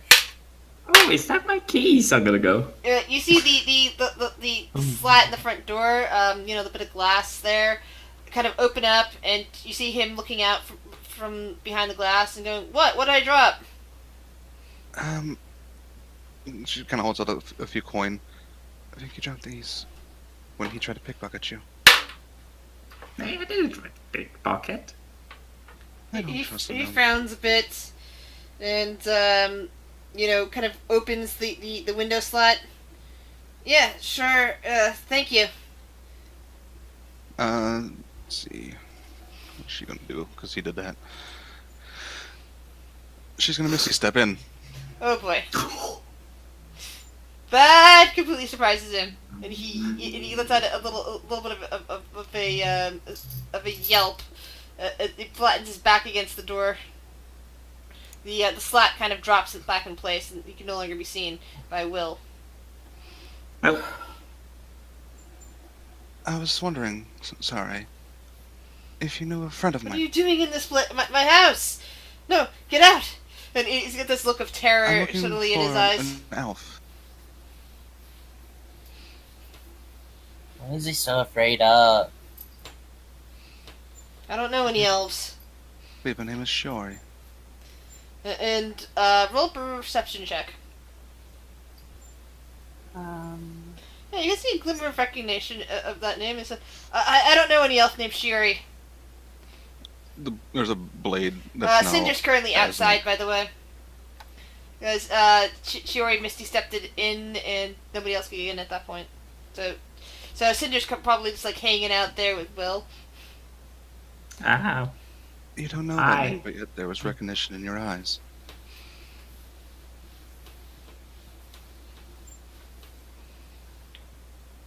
What are you doing? Well, I think you and I need to have a chat. You're crazy. And he's like breathing heavily at this point, and there's a little bit of sweat popping up, and She's going to resummon the katana. And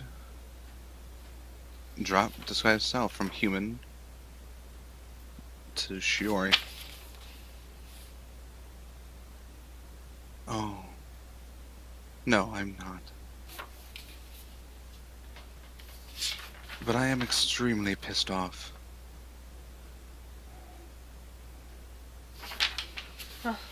well, you don't have any reason to be pissed off at me. I really don't know who you are. He's like, breathing heavily at this point, and Cinder really can't.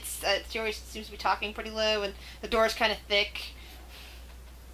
well, he had to open the door for her to misty step in. Nope, she misty stepped in through an open window slot, and that window slot came slamming back down as soon as he let it go. This one that like lifted up, I imagine. Yeah. Well, you don't know me, but we were just talking about me 2 seconds ago. I really don't know you. He's sweating and shivering, and he's eyeing the knife in your hand. Well.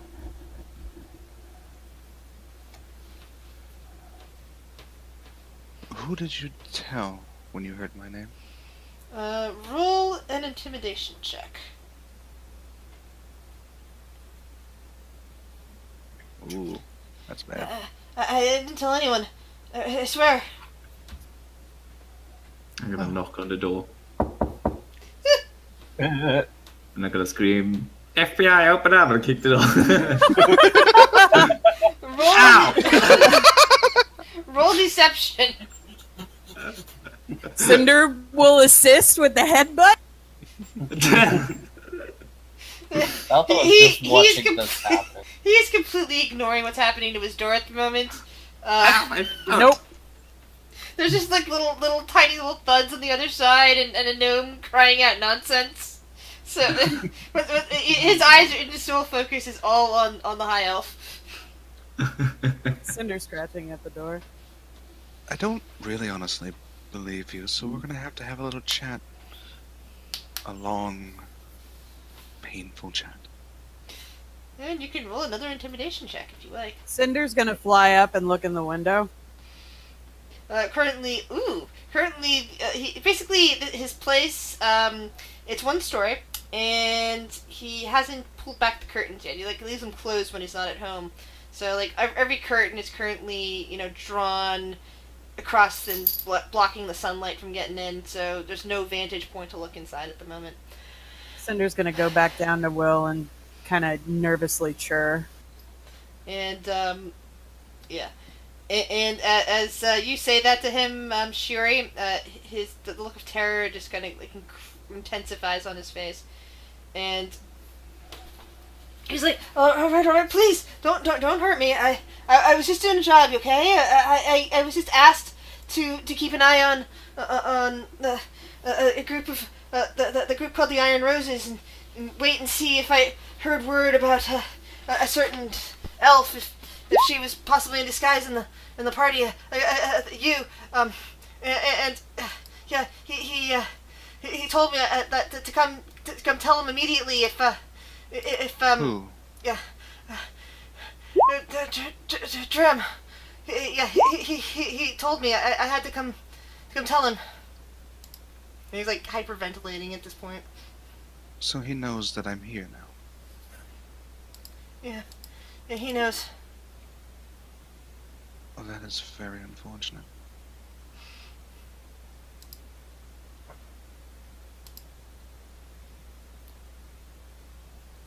Because of you, you've put a lot of my friends in danger. Trim thrice.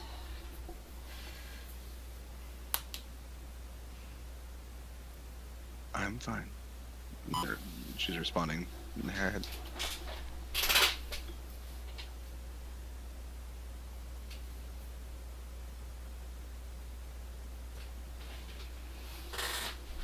Do you know what's going to happen?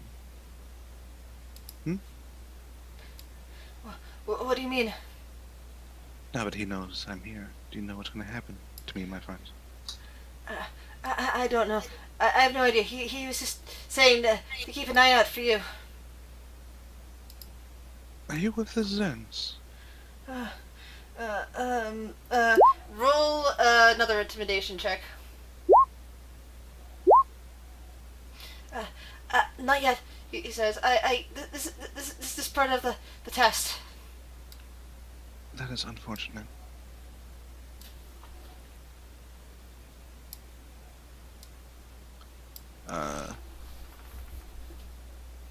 The katana's gonna shift into a short sword and she's gonna stab him in the stomach. Alright, roll attack with advantage. You're kind of pinning him to the door right now. Let's see. I already have weapons, so I'm just gonna.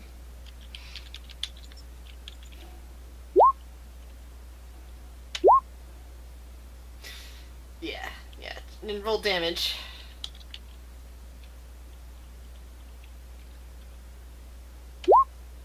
He lets out a cry of pain as the blade just slices right into the vitals of his belly, and you draw it out, and blood just comes gushing down The smell is strong enough that Will and Cinder on the other side of the door can detect it. As the man collapses to the ground and Cinder immediately turns and starts scratching at the door nervously. Is he still alive or dead? he's going into rapid shock and is about to die.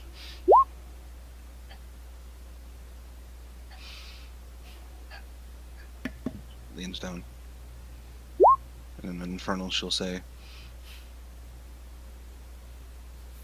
"Well, perhaps I hope I saved your soul before it was too late."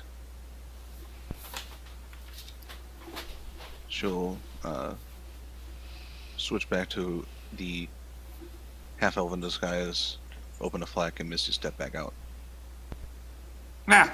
into the open. This is going to be an interesting locked room mystery for somebody someday. Mm-hmm. Oh, And- God. As a note, she switched to a weapon she doesn't normally use. Which doesn't technically exist. You can just set that up on your character sheet. Easy enough. So, Yeah. what did he say? How is he doing? A little bit of blood See leaks that? out from underneath the door frames as the body was just left laying there. Is this juice? Jam? Time to go. Leave. Ah, boy. You are scary. Cinder will like rub up against Yuri's leg and then kind of fly up. Ah.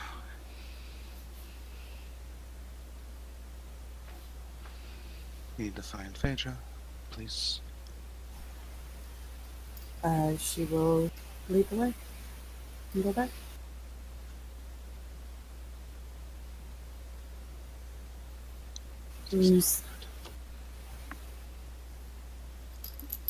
Whenever you get back, she's just Cinder will fly up to Phaedra, and you see Phaedra's eyes like they're like completely white, like ice white, and then they like kind of like cloud back in. What happened? She saw something.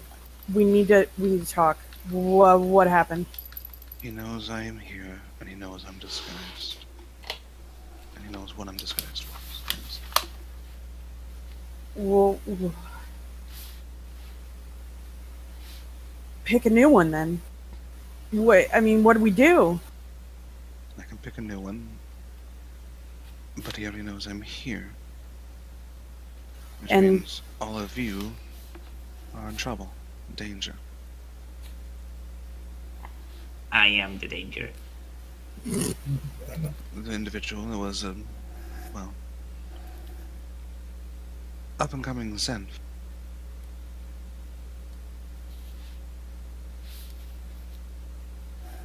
It was what? Isn't Zentaro. Ah. oh Oh.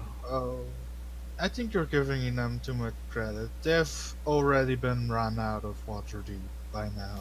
Totally. There's one less. This is Neverwinter, though, not Waterdeep. I know, but I just don't think that highly of the Zentarum. They're just a bunch of weaklings. why are we having this conversation out in the open? We need to go. Let's leave this district before we get Yes. blamed for murder. We're probably already gonna get blamed for it, but let's just go. Will is gonna grab a hold of whatever clothing he can of Phaedra. He's go, Reynala, Yes. I'm sorry. I mentioned your name earlier. I forgot. It's fine. She's gonna dip into another alleyway, and she's now look,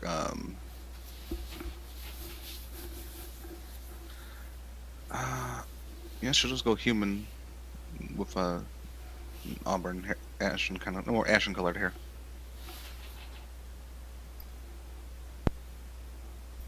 You still look scary. We can't go back. How? As they're kind of like scuttling along. Can we go back to Windstar? He would know that. He would know where we were staying. Yes. We can't go back. Where do we go? He has She's- eyes all over the town. Very, very panicked at this point. Oh, calm down. It will be Don't worry. fine. We'll be fine. Oh, is this guy like all powerful? He forced my Oh. brother to do a lot of things, or else he would kill me as leverage. Okay, I don't like him. She's gonna say in just like a hushed tone, whenever it's private. She's not saying when there's people around, basically. Don't worry. I'll find us a place to stay. Don't worry about it. Would they know about me though? You were around me, and they An went iron he rose. knows. Look, let's not worry about this interim. If they come for us, I'll cut off their head. We'll be fine. We dealt with trouble before. We'll be fine. The issue is man we're works all differently. capable. He forces ones that wouldn't normally do things to do things. For example, he could threaten to harm someone that's close to you, and if you didn't do what he did, he would harm them. Alright. Well, tell me where he lives, and I'll go and bury him alive. Let's just leave this district like now. I'm assuming we were already walking. Yeah, Yeah, Yeah. we're walking and I wanna we're be getting the running, though. fuck out of here. I want to be We're, right. no, we're out. No. All right. Let's just go chill by the graves until the guy comes. Which is actually quite Uh, near to where you just left that body. Oh, great.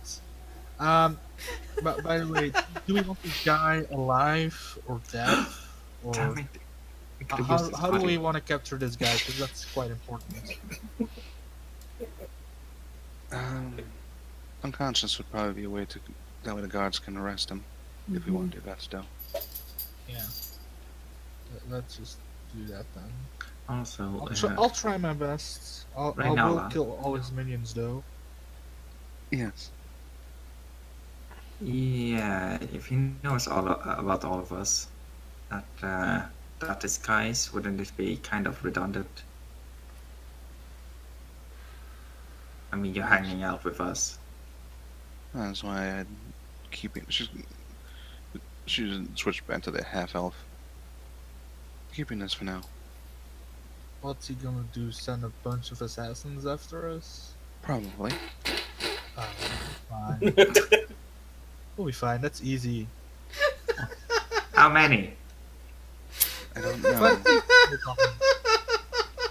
We'll deal with it. I'm not really worried. I mean, I'm not worried about James. He's never gonna find me. Speak for yourself. Vader is terrified. You're terrified of losing the conversation with the fact that the GM's currently laughing. Come, let's go set up a trap for this weird necromancer dude so we can beat him up. Or woman, we don't know. We could Alright. pretty much just hide, spread out in the graveyard. As long as it's within the hour, I could cast that spell again and keep us well hidden. Well, probably will happen at night, more than likely. Hmm. They'll probably be arriving around 12 to 1. I'm I just see. currently helping with the way I'm putting together some of the districts in this area based on this old map that we have. And that where our districts are. Yeah. Well, I don't think this is gonna be an X job though. I should get my mole. Yeah. You can borrow my club. I have something. I have a plan. I have a mole. I can break skeletons with that. Seeing he's going for older ones, if he's a necromancer, it's probably gonna be skeletons. So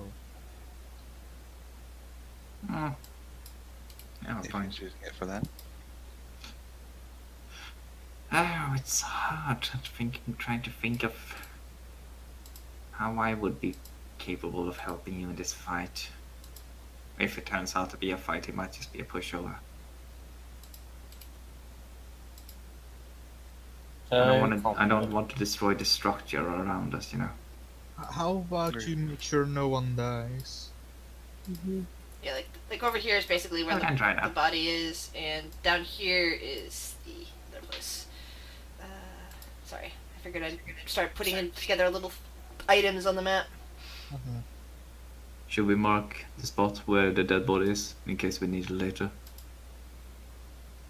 If you like. It was right here, wasn't it? Yeah, basically. I was just being sarcastic. Yeah. Yeah, don't be sarcastic around me. I take you seriously. We are so gonna get blamed for that. I mean, we did murder him, so it's not really. Well, technically blame. it was just It's still- Shuri, so... I mean, yeah. It was kind of like. Yeah. I mean, there are no signs of a break-in. Nope. No signs of But breaking there's a except little for blood body... pouring out. Yeah, there's All the locks are There intact. are signs of a stabbing, but not of a break-in. It's just weird. Let me put right down text. It's just weird. And no one saw her near the place, to be fair. They just saw a human one. It's fine.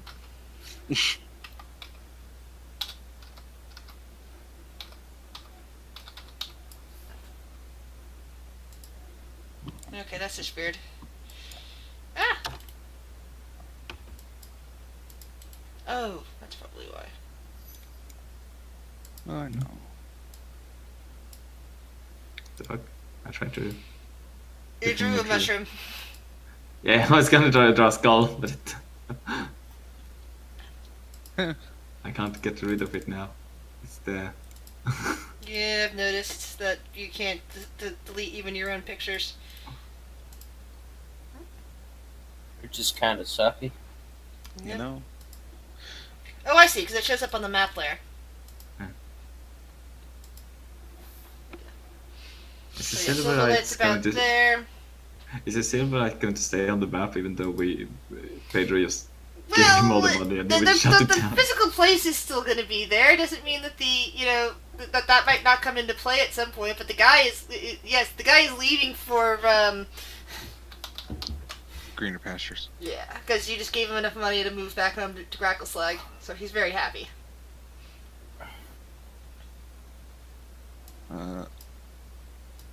So sure was smart enough to do that. What? The body. That was like body. We got Yeah. ambushed. I'm gonna say she was smart enough to do it because I didn't think of it unless you disagree. You already walked Shoot. off. You didn't do anything. Yeah. I'm sorry. But yeah, there's a body there. I'm good. Very tiny body compared to us. Well, it's just a marker on the map. I mean, Yeah. I mean, It looks like if a, it's on scale on the map, it's as large as the house. yeah, that's a giant. We killed a giant. It's fine, guys. We win. well, technically With our here XP. you'd be the giants, but yeah. No, we're the gargantuan. No, that was just basically a commoner. They have 4 hit points. They die easy. Yes, I'm a huge gnome. I'm a very tall midget. Tiny giant or tall midget? You be the judge.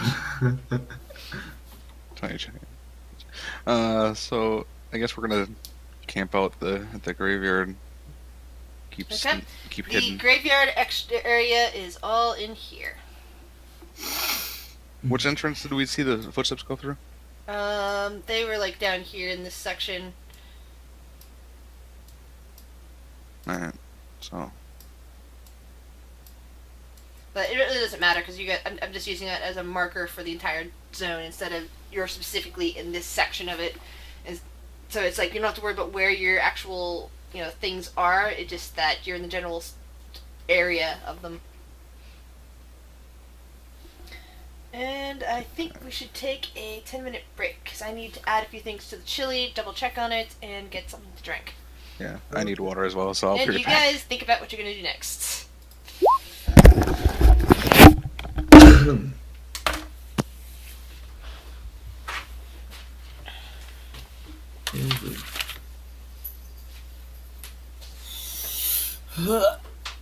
Oh, my back.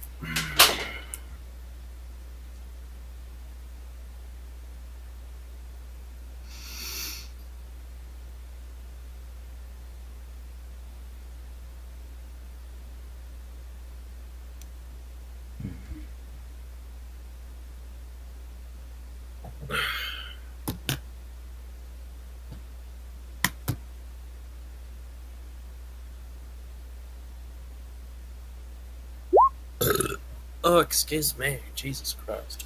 Came back right in time to hear that. I'm sorry. It's all good. I don't care. Jesus. Don't burp that often. There's a reason why I have push to talk because, like, I drink a lot of just like flavored soda waters, and so like I burp like a motherfucker during sex. We're playing D&D, you say it was in character. This is true. I mean, it could work with Phaedra. Whoa, shit. Whoa, shit. Punching the table works too. No, I dropped my phone. Sorry.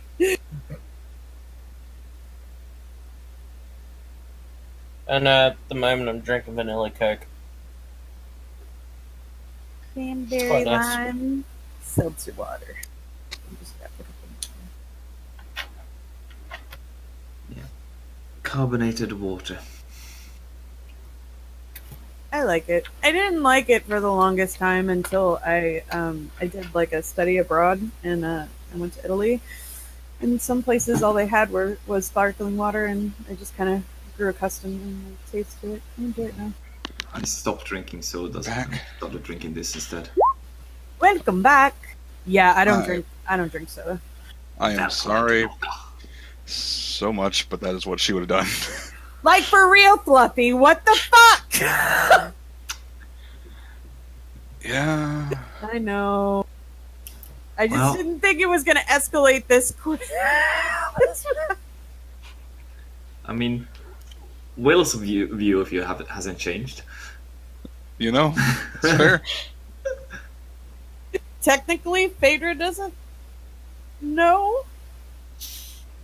You just look at Will and he just looks at his hands like blood everywhere. She saw the blood, but Uh. she doesn't know that.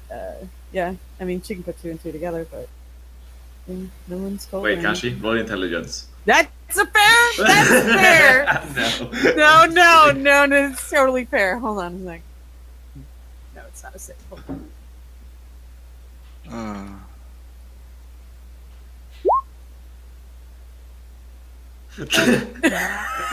That's her answer. That's her answer. He must have spilled his ketchup. Oh, she's so dumb. My poor little dwarf.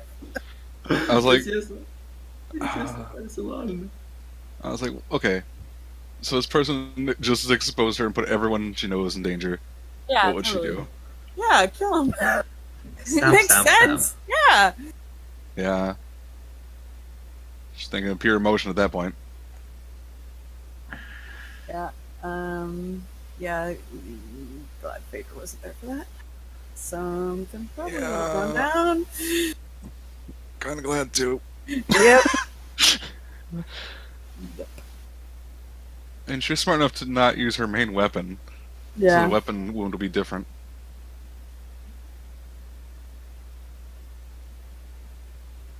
And she wasn't seen going in, so there's that. I imagine by this point by the time night falls, it'll have been at least over an hour, so I'll have my spells back. Oh yeah, short rest. Mm-hmm. She was two just of chilling.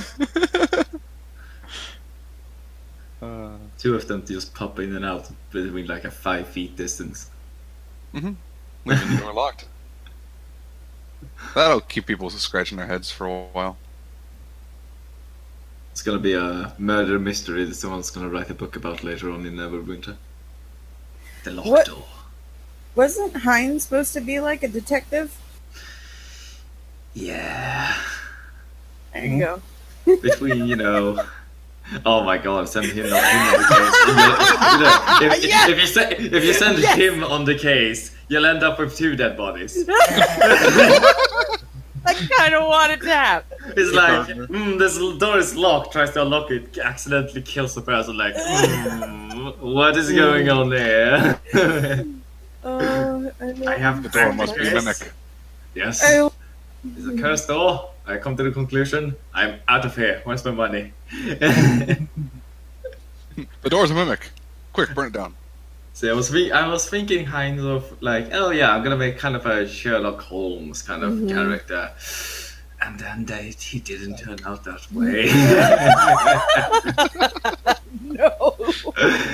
And then I just got into it, and you came. Yeah, you know what? I'm the guy that killed a woman with my ass. That's science. Love it.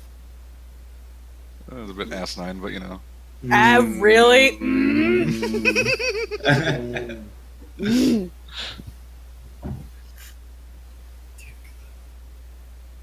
What? No, nothing. Nothing. Just I should probably write Gris what James is doing. Probably.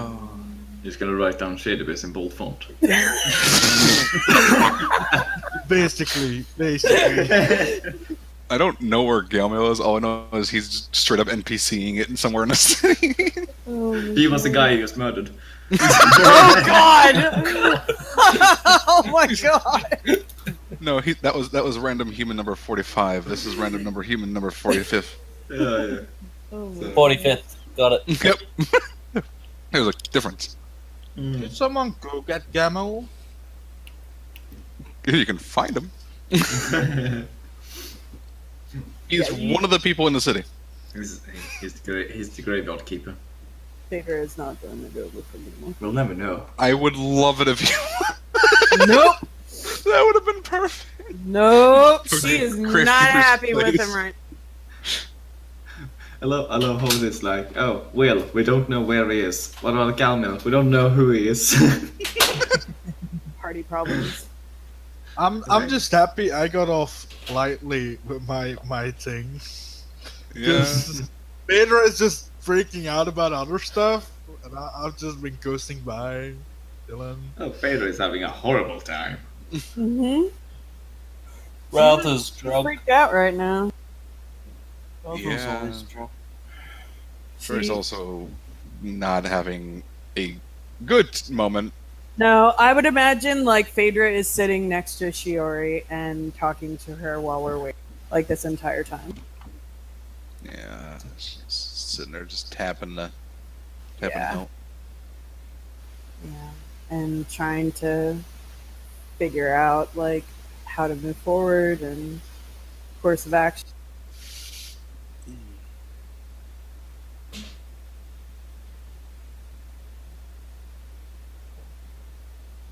I'll wait till Grizz gets. What? I'm just trying to figure out what she would do at this point, because Yeah. the smart thing to do would be leave the town. Yeah, and go fucking hunt giant shit. But the problem with that is, Other things. I don't think that'll stop him. What is he gonna do? Pay off the giants? No, No. I mean, if we just ignore this, he's probably just gonna keep sending people. Yeah, but why? Why does he actually care that much about you? You're just an elf he used as leverage, right? Yes, but I'm also very skilled at killing people, I mean, yeah. even more so than her brother was. So wait, how did he use you as leverage? Basically, said, you know what, I'll kill her if you don't, extort all these people, because he didn't know that she was capable of what she was capable of, and she was still training back then. That was like over 20 years ago. Oh. So he done fucked up. Yeah. Yes, you did. Important question. Where is your brother? He he's- died. Yeah, he's dead. Okay, He- I don't need to worry yeah, about him. Tobias knows what happened. I can still hear the screams. Well, yeah, I'm not sure if you really heard the screams because he was outside of the shelter at the time when the werewolves dragged him off. But Oh, I can be friends with werewolves. it was They're in like 4 cousins. it was in another game, and his character was already suffering from depression, and he decided to camp outside, and the werewolf snuck up on him and dragged him off and left parts of his body behind. Yeah. Lovely. But they found Yeah, the just letter wanted to and find the money. eventually got it given to Shiori, but yeah, he died a long time ago, more than 20 years ago. No, actually, it was about 20 years ago. Yeah. I think it was like maybe 20 and a half years if you Something count like the time that, that we were in there, yeah. Just from the time that we've been in here and the time we were in there. Yeah. Time is a tricky business. Yeah, especially since you guys are actually, let's see. We started in Flame Rule, we're now in High Sun. It's been about a month and a half since this campaign started. In game time. Yeah. We've been busy. Yeah, did a lot in a month. Although some of you have experienced more time than others due to the Feywild and what happened with with Adler and all that. Yeah. Yeah, Shiori's just sitting, tapping the sword, just not. Is everybody back, by the way? I think so. Cool, I cool. believe so. It gave me time to throw beans into my chili. Another 2 hours, I need to add some veg, because if I added veg now, it'll cook down too much, and I've already got 2 cans of already crushed and chopped tomatoes, and I can add some fresh tomatoes and some fresh pepper in there for the last hour of cooking time. No. But I did that in about 2 hours, so we're good till then, and then I'll still have some more time after that if you guys still want to go. That's up to you guys. Are we just waiting for nighttime now? So you guys, have decided that apparently made the choice after you chased that one guy down in Shuri ended up killing him, leaving his body in his house. That No worries about that. that you were then going to hang out in the graveyard. Fader's gonna sit right next to Shiori. Bring Cinder up, noticing that she's tapping the hilt.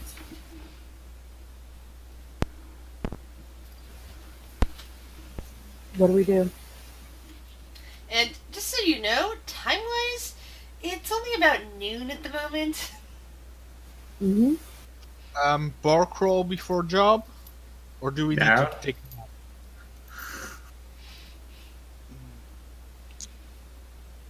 Did someone say crawl? Shh. Okay. Not the B-A-R word in front of Ralph. Oh. Hey, I can spell ish. You're drunk, you can't spell. Yeah, if it was noon, I think we would probably, I guess, hang out at a tavern, hopefully not near the body. Alright. And just for interest's sake, what are Rhiannon and Galmil up to, since I've already got an update from what James is doing? Rhiannon's at the House of Knowledge. She's doing her research and making notes. Let's see.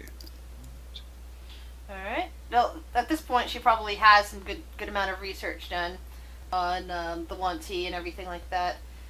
And she'll probably switch over to, because nobody's communicated with her otherwise, she's going to do research on Castle Never establishment and try to get as much information on Thrice without asking for his name specifically. Alright. And I rolled to see where he was. He's in the River District.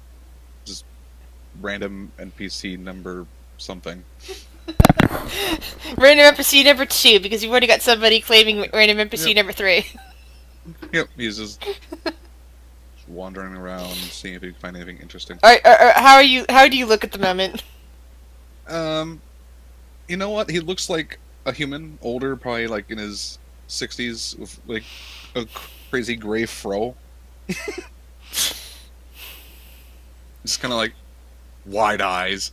And yes, you'll definitely get a short rest, guys. But yeah, the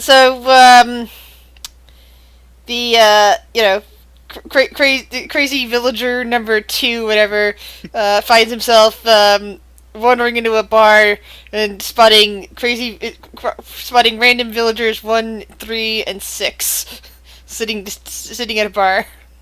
Top of the morning.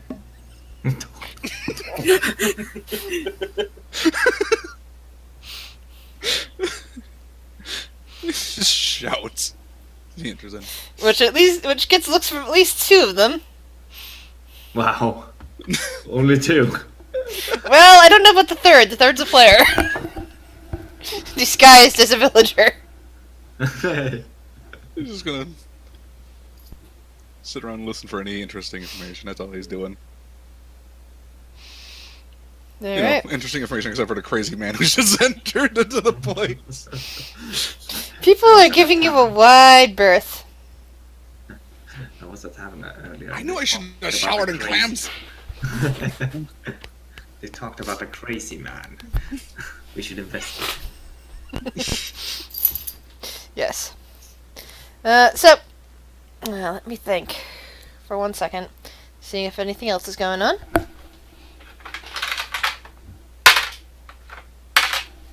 Alright. So, you guys are either at a pub, or have you decided you were just going to spend the entire day at the graveyard?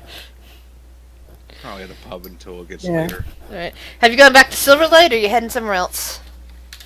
Probably further away from the body. Yeah, let's be in like Protector's Enclave or something. No, they don't like us there. Oh! Alright, wait, the closest bar where we're not gonna get murdered. Is that an option? There it is the River District, of course. Or you could go somewhere in the district up here, which is where the house you've been staying at is. I think River, because that's farther from the Castle Never. Okay, this place looks nice. Yeah. Yeah, let's go have a beer there. There. Beer! Yeah! Whiskey. The whiskey. A druid's delight. And apparently I did not give a name to the place that you guys were hanging out at the last time. Interesting.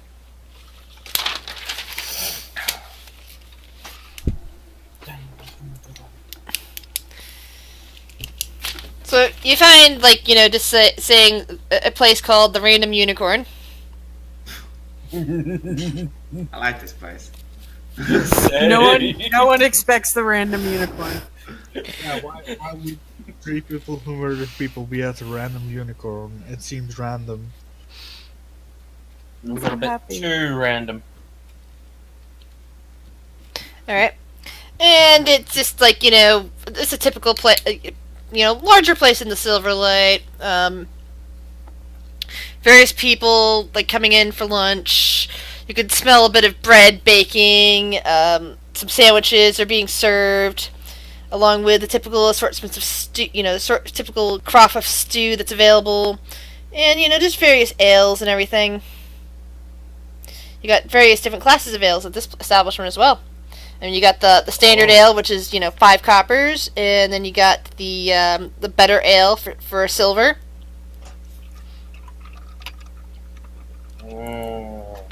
No, Round Lyra. for everybody. Sure, she's drinking from her water skin. Well, right now, but yeah.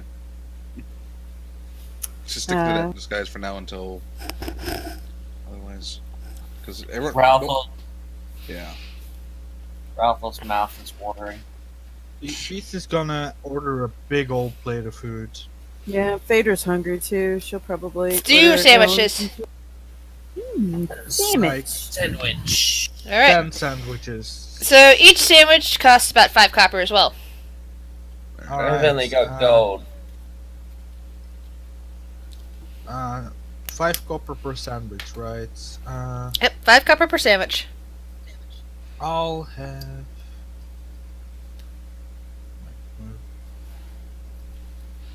We've got party pens too. My cat thinks my pen's a toy.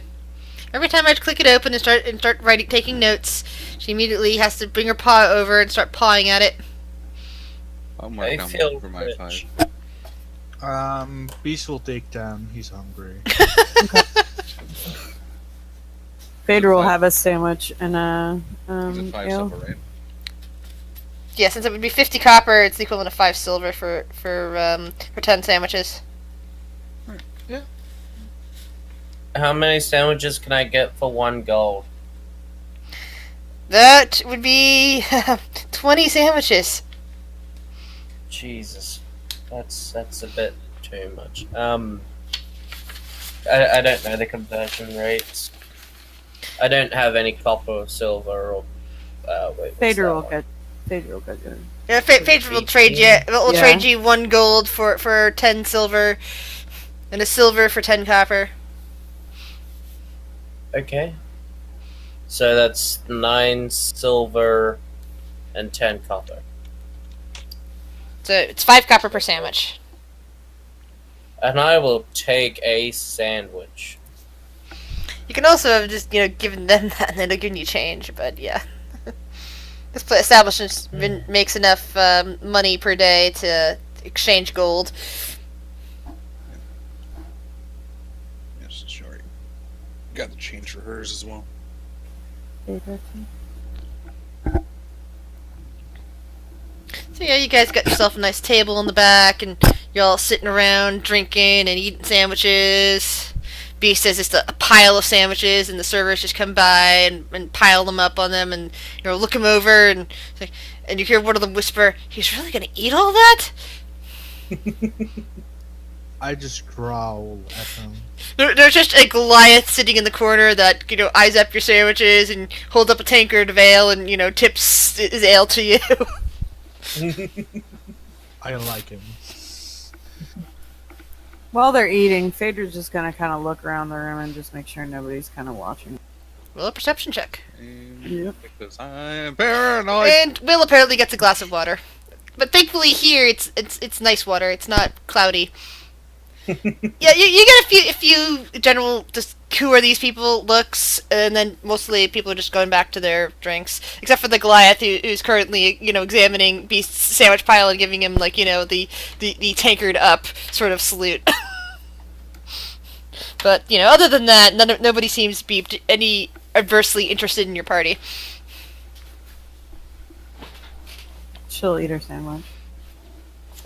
And drink her ale. Nom, nom, nom. Relax. Take a breath before the craziness. Now, while you're doing this, one second, I just realized one of the pages is all the way over here. I've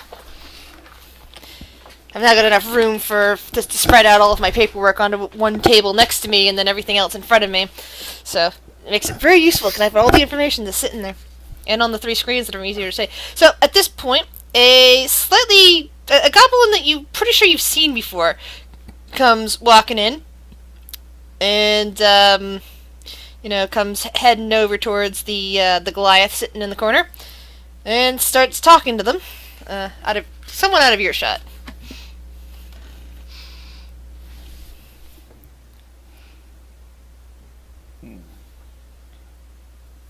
I'm just gonna whisper between the party, I'm sorry. Are goblins usually allowed in the cities? I don't want to sound like that guy, but So you just Back in- suffered racism earlier, and now you're being back in the racist. village, they were nothing but trouble. I mean, you were persecuted against by the Protector's Enclave full of Yeah. humans, and now But I you're... don't want to sound like a hypocrite, but usually when I hear the word goblin, I think of raids. Honestly, don't know. Roll an intelligence check. The goblin is talking. There's a goblin over there talking to the Goliath that was saluting you with the tankard. Oh. I'm gonna join Shuri, right? Okay. So, you remember where you saw this goblin before. It was back when guys got transport here via Thorn's Tavern. There was a goblin flutist with the rest of that circus. Oh, right. And they were stopping off here along with a Goliath, which most likely might be that Goliath there in the corner. And some other people, including 2 dwarves, and a tabaxi, and a kobold, and a human. Oh, Hey, isn't that goody. one of the dwarves you flirted with, Phaedra? Yeah. I wasn't flirting. I thought it was Thorn. Right. Okay, whatever you say. Please don't punch me. She just kind of looks and just like shakes her head and like kind of like face palms just a little bit. No, What are they doing here? I would imagine having some food. Did they just follow us through the door when we left? So, actually more like you guys followed them, but Alright. But the Goliath stands up at this point and nods, finishes off his tankard, sets it down on the table, and pulls up a huge bag that seems to be full of stuff, and starts following the goblin out. I want to follow them so badly. Just say the word.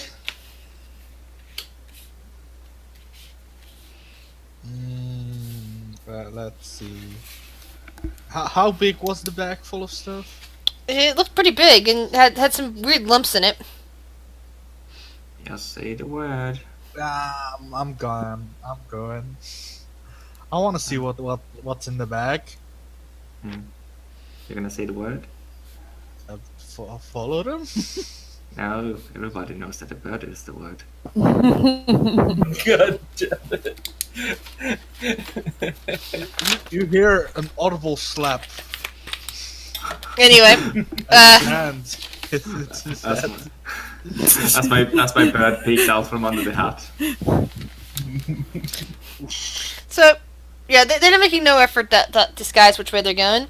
And those of you who remember what you were doing the day before when you first arrived here, or maybe it was first thing in this morning, I forget which it was, end up discovering the little section where a circus tent has been prepared, right here in the River District.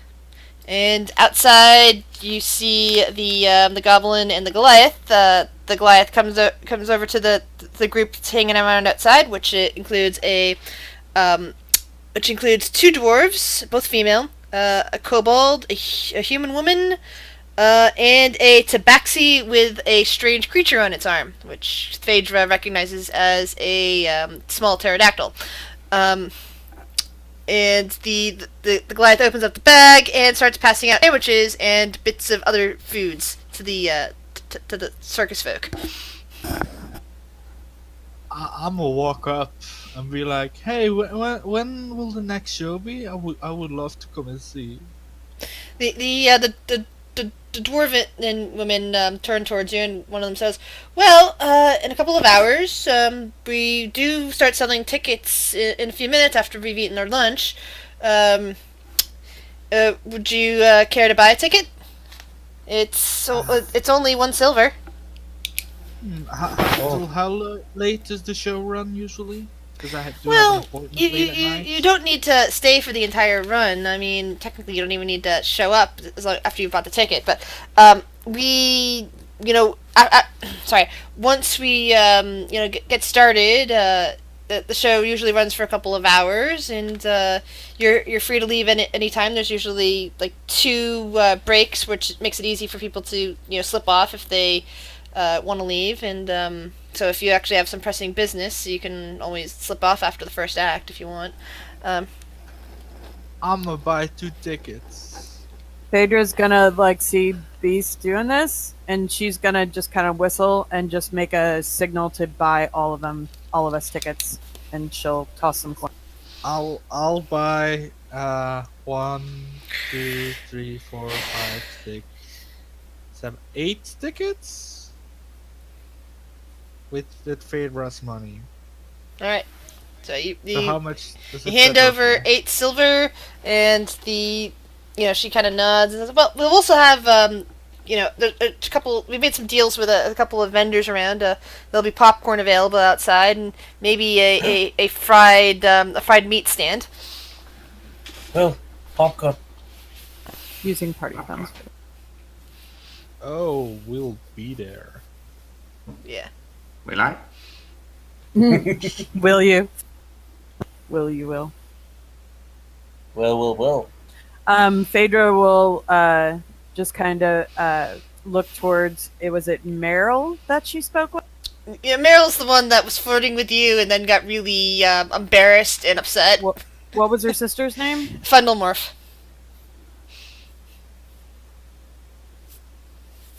She'll kind of Fundlemorph is the one talking, by the way. Okay, she'll just raise a tankard and just do a head nod in her direction. Fundlemorph sees her and kind of nods slightly back. It's still a bit, cautious. She's expected, but she's baby not. Steps. She's not turning her back on you at the very least. We're moving in the right direction. This is good. You know.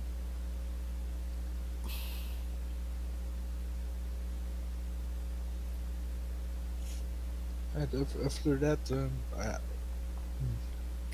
I guess we'll go to the show and then go to the job. But we'll have to find the other two guys. Oh, that's gonna be a long look.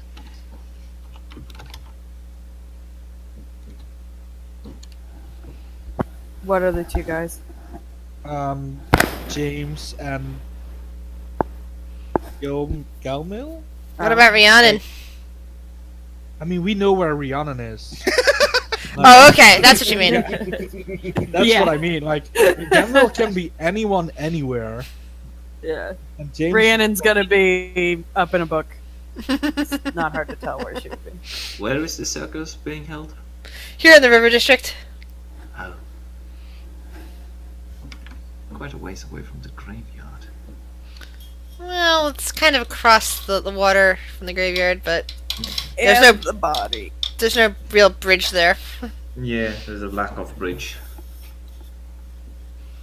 Well, we can just plan it, make sure we leave at a certain time. Yeah. Like she said, we don't have to stay for the whole thing. Yeah, there's two breaks that allow people to get up, go to the bathroom, leave if they really want to. I mean, and probably starts around 8 or something, so... Actually, this circus starts around 6. 6, so we'll have time enough. They wanted to aim it for a good time for people to come and buy food at the outside vendors and bring it in, sit there, eat. Yep, popcorn, fried meats, possibly some other things.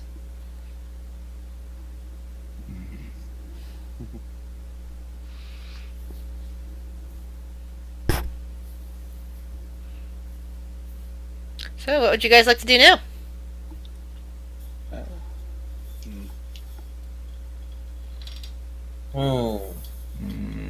Honestly, curious how What they're to gonna do? find Galmil, to be perfectly honest. Yeah, I would say it's a separate issue, but that's Will. Where does Galmil find them?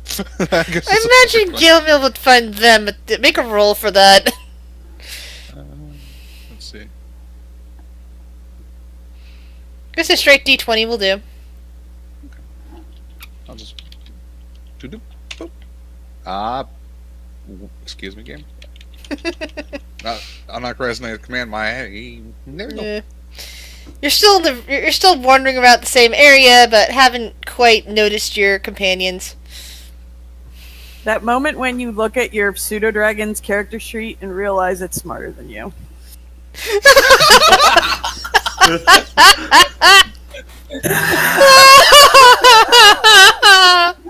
I was trying to see if she was smart enough to know something, and then I saw that I was like, oh god. Oh my god. Now just imagine Phaedra sitting in a room shopping in an axe and this little pseudo dragon is reading a book. Yeah, actually, I was thinking the same thing. I could just see that she's sitting there doing that, and Cinder's curled up in a nice little armchair. There's a mug of hot chocolate next to her that she heated herself, and has a blanket around her, and her claws are just up on a book. I can't. So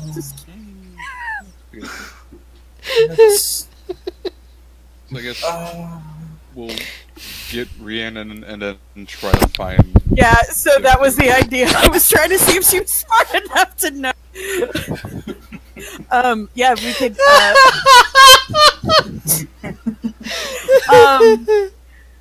Well, you know that Rhiannon put a voice in my head the other day. Maybe she can put it in Gamel's head and tell him where to go.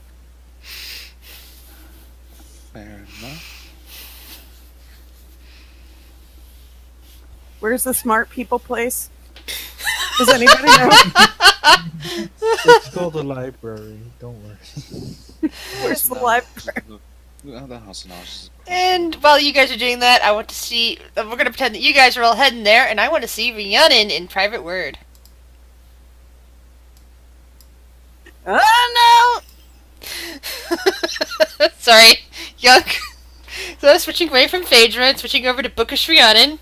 no! Okay. Rhiannon has done lots of research on the 1T, which was the equivalent of, I can tell you, out of character, please turn to grab up your monster manual and turn to the page, blah blah blah blah blah blah, with the 1T on it, and you will find everything that Rhiannon now knows. All sorts of good stuff. As for the next part of it, she's come into some information. Something about how the guy in question. Hold on, where is that? Waterdeep. Where's the NPCs? Come on, NPCs group. Where are you? Yeah, that Darian. I'm having trouble pronouncing his name. Dreun. Dreuin. Thrice has apparently been living here in Neverwinter for a while. He's got a place somewhere in the Protector's Enclave, and he has been spotted a lot with Lord Neverember. That he is apparently, in charge of his personal security, quote unquote. 1 second.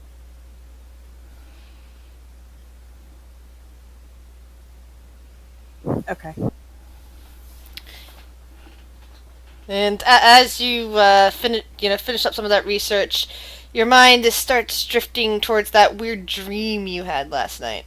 You can still even remember the taste of the tea, and it's hard to tell. Was it really a dream, or did she go somewhere and just suddenly have things appearing around her? I mean, she was potentially in the Feywild, or the better question: was she dreaming, or was it some kind of contact?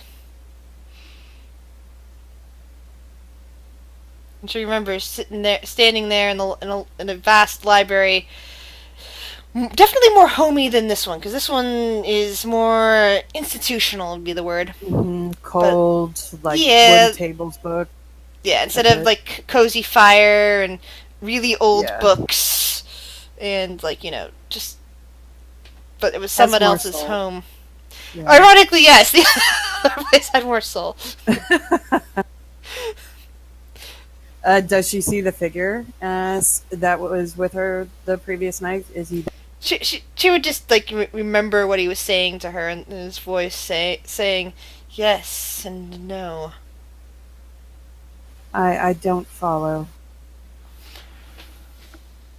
Hold on, I have to take a quick look at your conversation. Yeah, I'm going back. I'm like, ugh. That gate. It is quite dangerous, but at the same time, it does eventually need to be opened. Why does it have to be opened? It has something so devastating behind it. And then you just see an image of him in your mind of just closing his eyes from the one eye that he has. The ruby on the other hand doesn't do anything. It seems to be still focused on her. It closes the eye and just seems to be lost in thought for a moment. Things things are not entirely what they seem. It is far more complicated than could be easily explained to you, and those who have caught a true glimpse of it without being fully prepared have, say, lost themselves in a way that you once saw.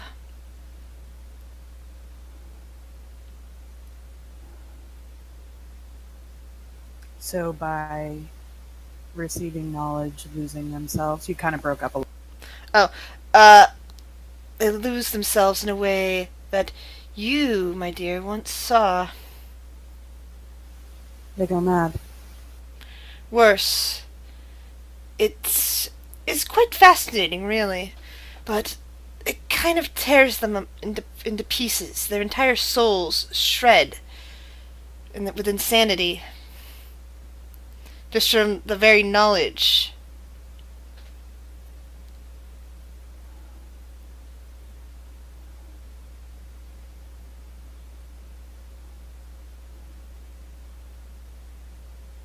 He's done talking. Yeah, I'm writing. Sorry. My bad. I'm trying to write everything down. I'm sorry. No. I thought I'd broken up again, and No, that you thought I had. No, that's me. I was trying to write really quickly. So I'm trying to remember all this. It tears their soul and shreds it. Could you also say that it shatters? Yes, that's Like a pretty mirror. much. Well, that's an ironic phrasing, but I mean, think back to what you saw before you came to the Feywild. You saw the results of such knowledge. True. So such But knowledge, unprepared, is extremely dangerous. But I don't see how we can prepare for the destruction of the world. I can't just. He actually starts laughing. Oh, you think it's going to destroy the world? Oh, that's precious of you. No. Opening that gate is not going to destroy the world. It's going to unleash the Demon Queen, I would imagine. As well. Yes, there is that. Yeah, there is that. But if you think that she would care about your world specifically, that's quite naive of you. Well, what world does she care about then? Well, she has a lot of work ahead of her again. There are so many demon lords who would want to resist her. Of course, she has been known to control all of them if she had the ability, if she was in front of them. Because unlike you, she bows to no god. No god can control her.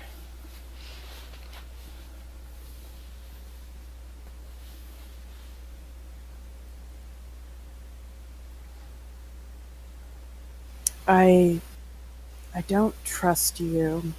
True. I never have. I'm not expecting you to trust me at all. But some of you place your faith in one who should not be trusted either. And so I figured I might as well set some records straight. And who might that be? He steps away from his chair and comes straight towards you in your mind.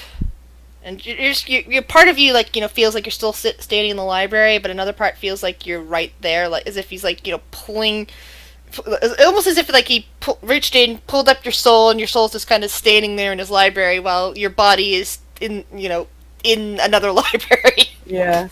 And he's just, like, inches from you.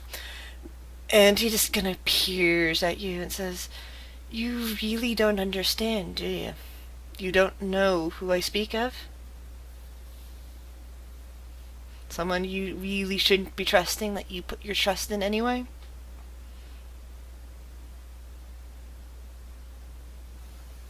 Well, there are two I can think of. One seeker of knowledge as well as myself, and then another whose alliances have yet to be deemed good or evil. Good, evil, he just kind of shrugs. Those are best expressed in, well, others. Good and evil, when it comes to a certain degree, at a different level, we shall say, cease to hold the meanings that you think they do. But anyway, and he just Interesting. waves his hand, and suddenly you're back at the library, and you hear a voice calling to you, which is most likely Phaedra.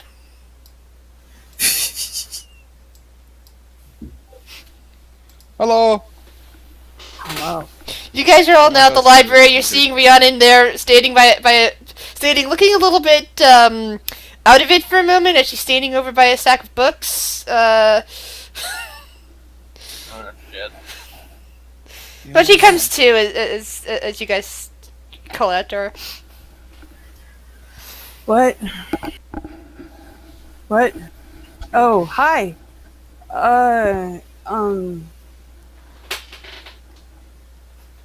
No. What? What's wrong? I had a weird dream again. I kind of really hate sleep at this point. These dreams are kind of becoming a habit, and I haven't slept very well. But I had a dream last night. None of you were there. Prince Lograth in the Feywild has been coming and talking to me. Oh, good. He's my favorite person.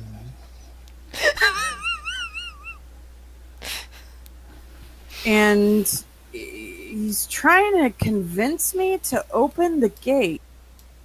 He said, oh, never mind. Go ahead. No, this is what she's. No, I know. It's just that. Never mind. I'm just trying to stop myself from talking. Bad GM. Bad GM. Go on. All right. But we're not. No, but they said that somebody amongst you can't be trusted. Somebody who may.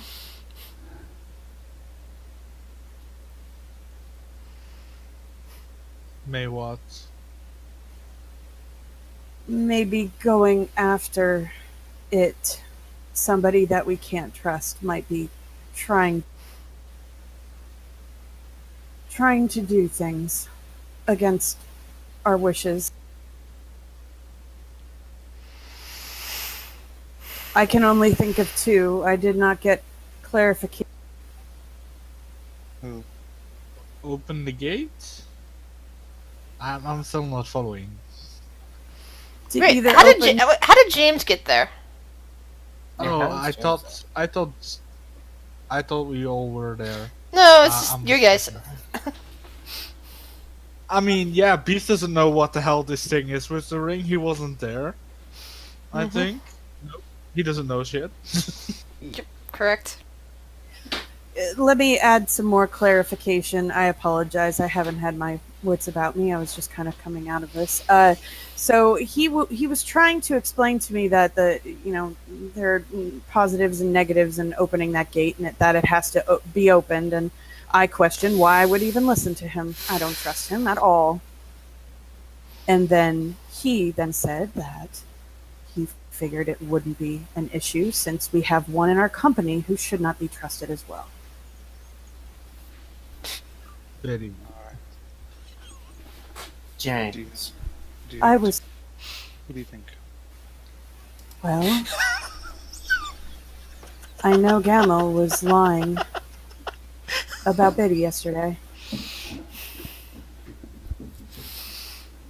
I know that he is a seeker of knowledge, and this Lograth was talking about one that takes knowledge, steals it against one's will.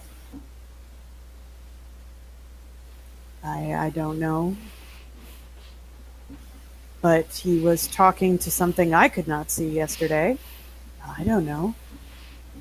Biddy seemed quite taken aback by it. And then started questioning you and Phaedra. GM, note that was actually first thing this morning.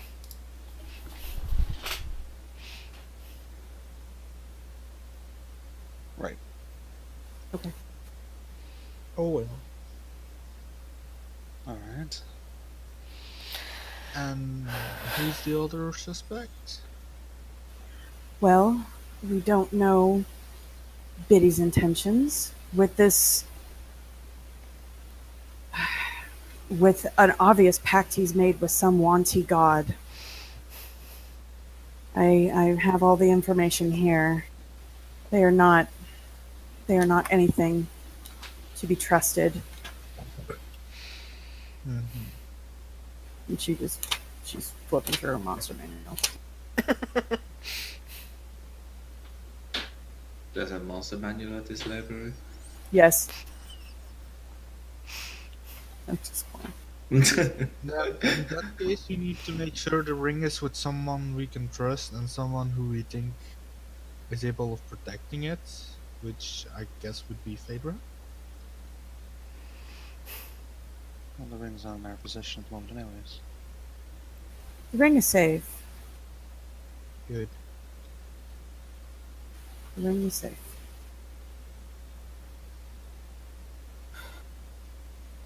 But anyway, y'all were needing me for something. How can I help? We're going to a circus. Got you a ticket. Oh. Okay.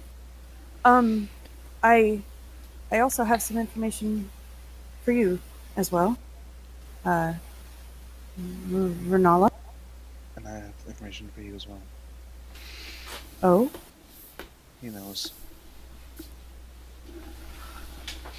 Okay. What should I do? Keep your wits about you.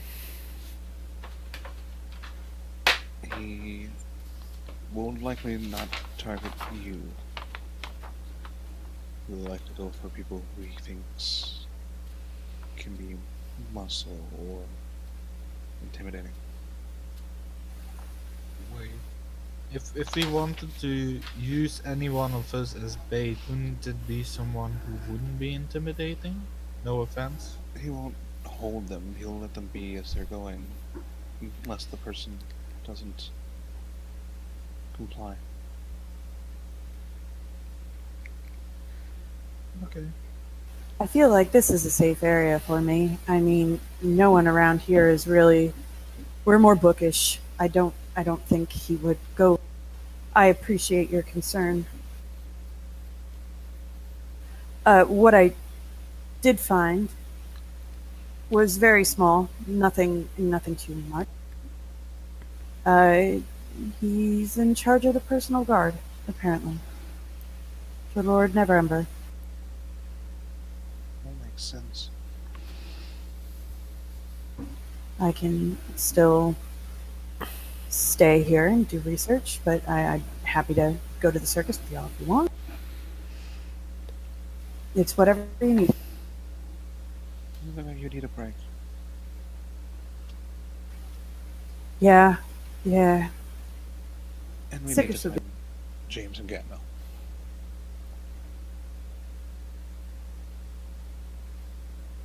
Can you locate them or talk to them anyway? I could send them a message.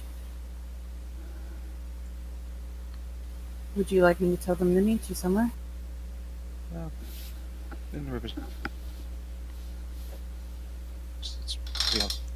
Okay. And she will send that, and you. Oh, I know I had it prepared. I just didn't fix it because I had sent all those messages to Phaedra. So you're sending a message over to Galmil? Yeah, to Gamel and to James. Alright. Interesting. Is he still gonna be crazy guy? Galmil's always crazy guy. He's by definition insane. Well, I'm gonna go wash my frogs. Just walks.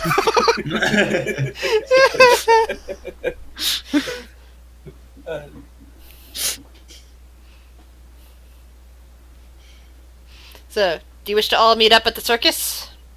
Yeah. Circus we will go, circus we will go. Is there anything else the rest of you wish to do before circus time? No. Not really. No last minute errands, anything else you want to accomplish? Ah, sorry. It depends if anyone wants to confront Gamil or not. Oh, Because he doesn't know that you guys suspect him at all. If oh anything no, I'm done. odd. Well, he thinks you guys know he's mad. But that's besides the point. I think everyone knows that.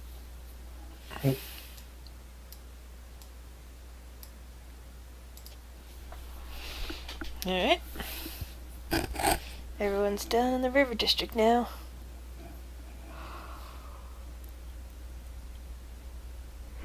It's still mid-afternoon. Sounds like you guys are just going to be wandering around for a bit, doing nothing in particular, while you wait for the circus to be ready. Eventually Galmil catches up with the rest of you, and I believe James follows as well, doesn't he? Yeah, James follows. Have anyone seen my frogs? What frogs? There's probably a frog sitting on Will's head under his hat. Maybe curled up next to his bird. The Wicked Mind is like, hello, everyone. Hi. James is so happy he doesn't hear that. Having fun in the city, are you? Vader will look over. Oh, it's quite interesting.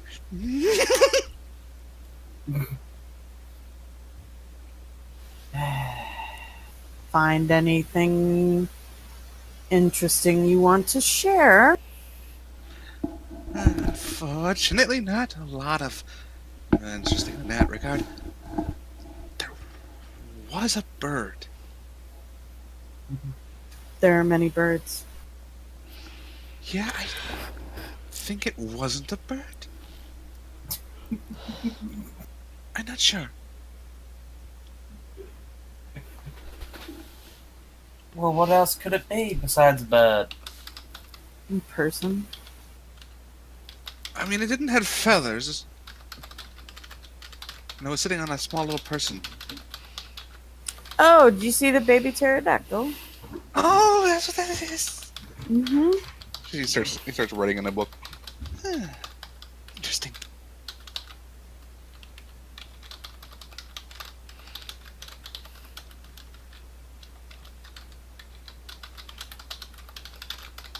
Bug Eyes is staring at you all.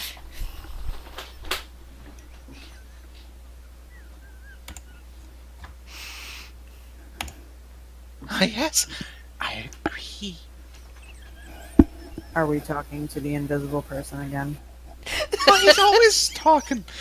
Don't you know? No. No, I don't.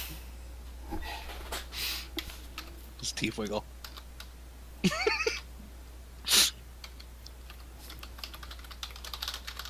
You were very strange. This is Phaedra. Oh yeah, sorry, it was swollen. Okay. Thank you. I took that as a compliment.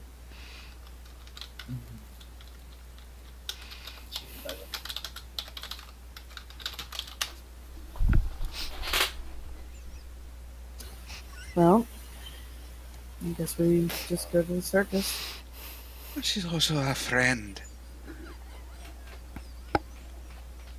Yo, what?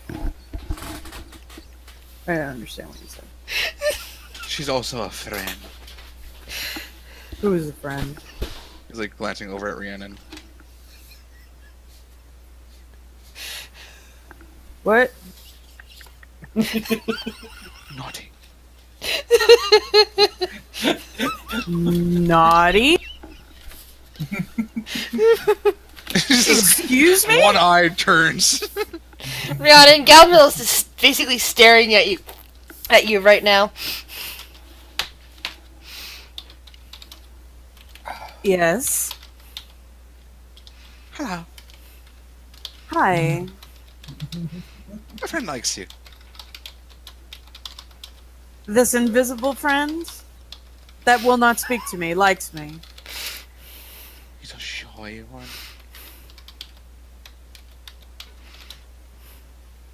Hmm. Why were you trying to? What interest does your friend have with Biddy's sword? Oh, he likes it. And no, No. bad. Friends are not food. Sounds like a crazy Irish man. No, it sounds like the shark from Finding Nemo. Fish are friends, not food. That's what I'm imagining now.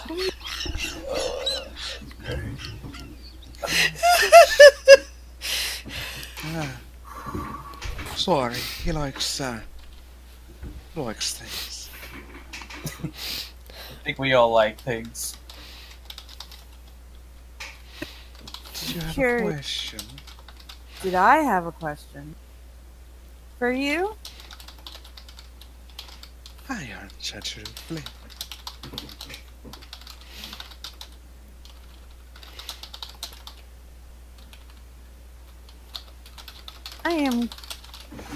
I'm. I'll do something first.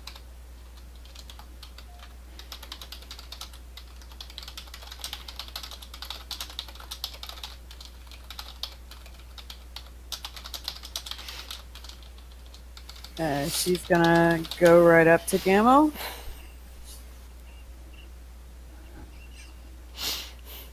As she kind of like turns and like looks behind her, looks like she brushed up against something, but Oh, I told you he likes it. Like a cat.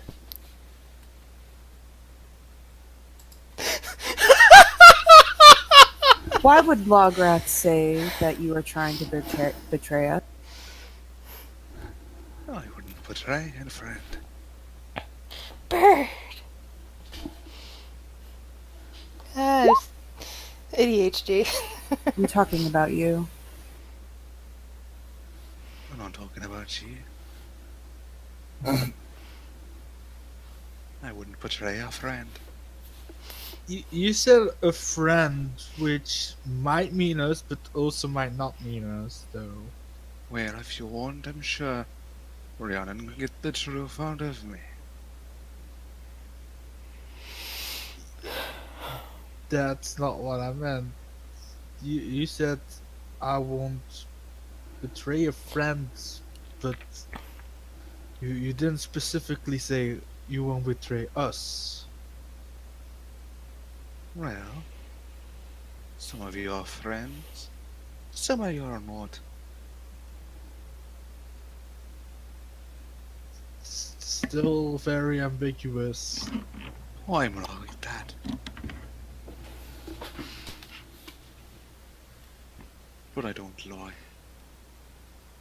Hey, you borrowed me this ring. Does that make us friends? I believe so. Oh, cool, I'm safe.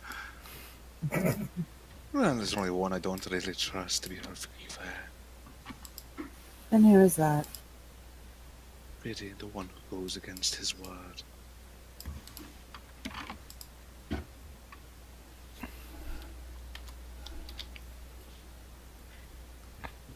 And let's be honest, that sword ain't a good one. We could make it go away.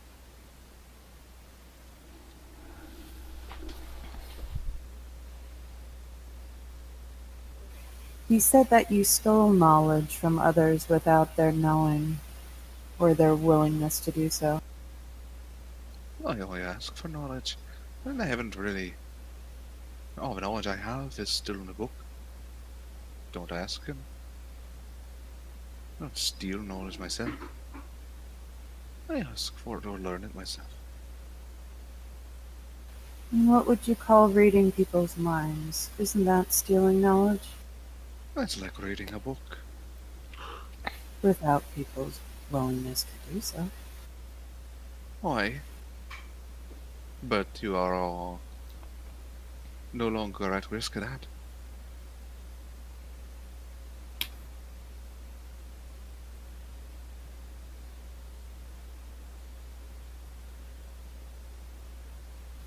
I don't have Zone of Truth prepared today. I can't fucking do what I want to do now. Well, maybe tomorrow. I'm just being honest. I don't have it right now. I switched it out. To tell you the truth, yeah. If I were to get him to give the sword to my special friend, you wouldn't have to worry about it. It'd be gone. I don't know this invisible thing. I don't trust it. Well, it likes to hide things for a very long time. If it got the sword, none of us would remember.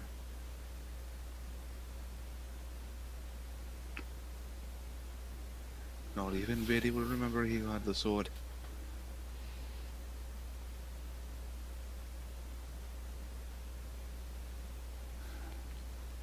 Rhiannon, roll an intelligence check. Okay.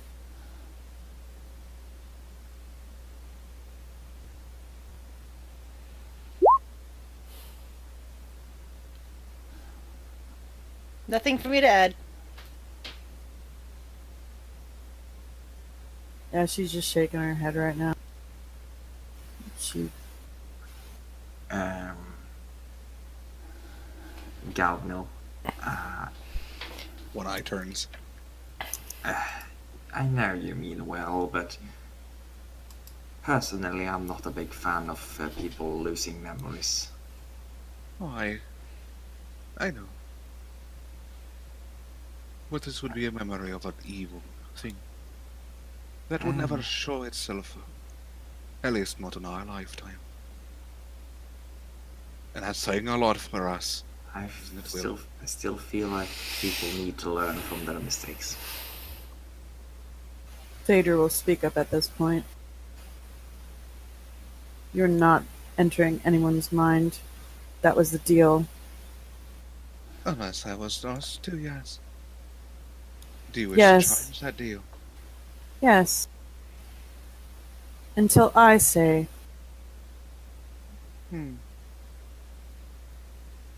Alright. Will did not know what you were asking and what the price was that we paid for that. Very well. You will adhere to this deal, and if you break it again, it will be your end. The only other time I'll do it is if it's a dire situation. If one of you knows something that could save another's life, that is what I consider a dire situation. Is And that if it- acceptable? Correct. Yes. He holds out a hand. And Phaedra will walk up and very sternly grasp his hand, just staring at him. When a deal is set, and I don't go back on a deal. Prove me wrong then. I'll prove you're right. Well, unless you think I'm going to go back on a deal, then I prove you're wrong. I don't really understand what you're talking about, to be honest.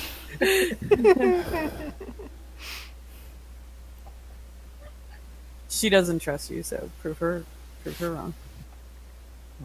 Alright. I've been nothing but honest so far. Well, unless you count this. He kind of motions to this guy. Phaedra will smile. Okay. But remember what I said, Rhiannon. All things come at a sacrifice. Not one that I like to make.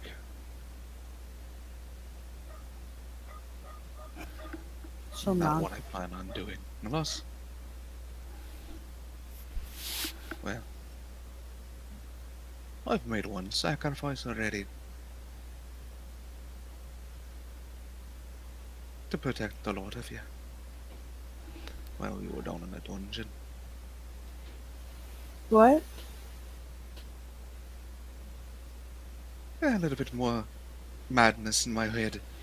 for a little protection for your minds while you were in there. Phaedra will turn around at this. What did you do? Like I said, accepted a little bit more madness. It won't be going away anytime soon. But for the first, I believe, few layers of that dungeon, any iron roses are protected from certain effects that affect your mind. Should you ever go back?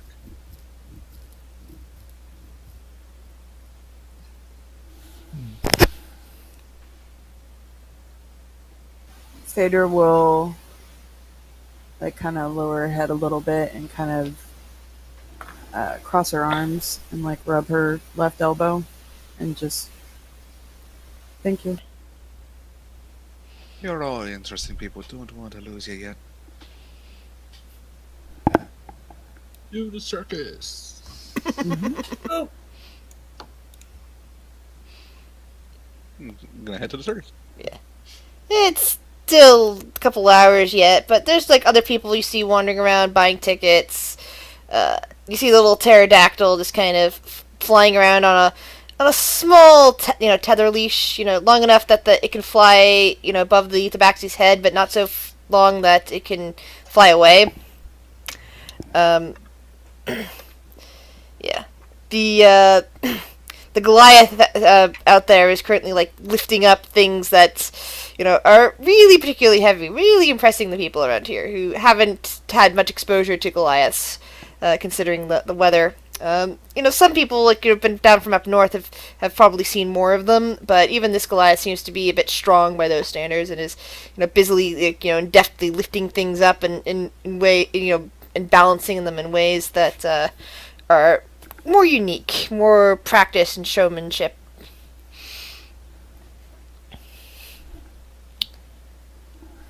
And you also see there's a couple of vendors being set up. There's a popcorn maker with a huge cauldron that has a lid on it, and you can hear all these popping noises from inside. Along with storage area, little storage compartments for, not little, but a storage bin for the already made popcorn.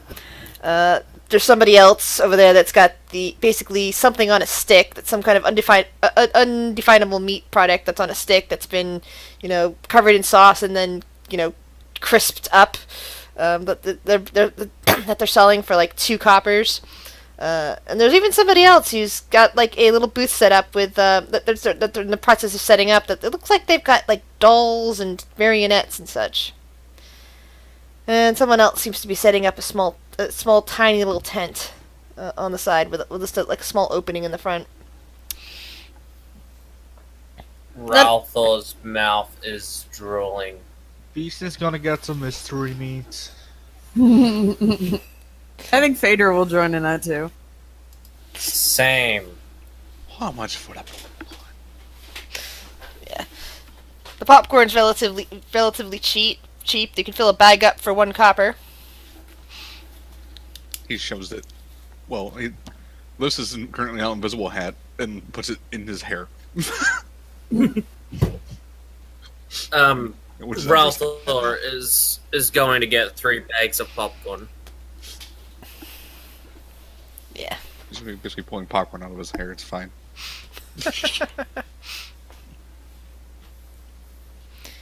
Yeah, more and more people are coming around, especially 3 copper, especially children who are all very excited. Many of them are marveling at the very strange pterodactyl because nobody around here has ever seen one before. Did you say this pterodactyl was small enough to fit in someone's shoulder? Yeah, it's a tiny baby pterodactyl. Cool.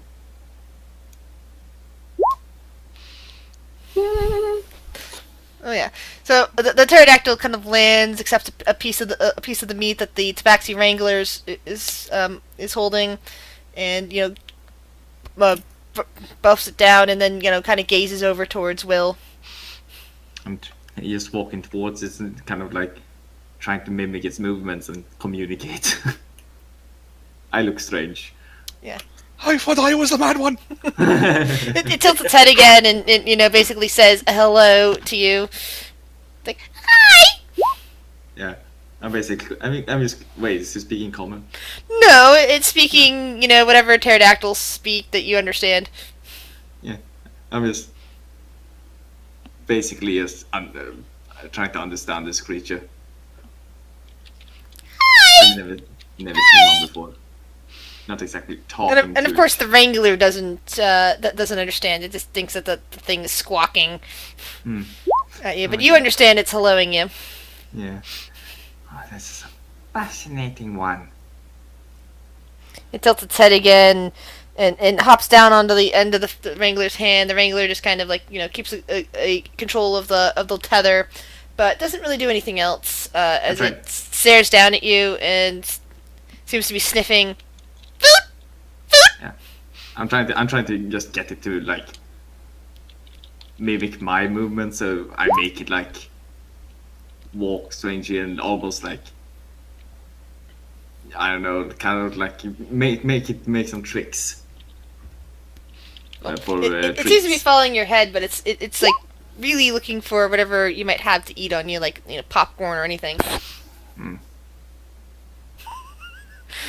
Galville, you now have people staring at you. Top of the morning. Oh my god. Calvin, what are you doing? You look strange. Gamel? The name was You think you hear one person mumbling, you know, maybe we should call a guard on this guy, and then somebody else says, nah, he's just a crazy drunk, let him have his fun. I've had more alcohol in my system today than I've had frogs in my hive. The pterodactyl actually looks a bit concerned about this and hops up onto the other side of the of its wrangler, like sitting on the wrangler's other shoulder, far away from Galmil and Will. He's gonna squat, walking away.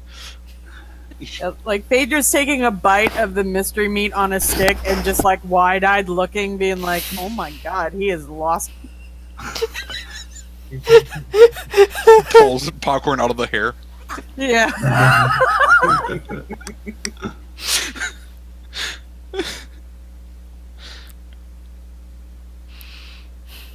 I'm gonna cast minor illusion on West.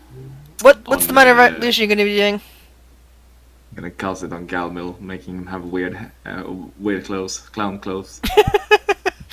Alright, Ralthor, what are you asking? How big are the bags? Oh, they're small. You know, the rat could probably hold it in its paws.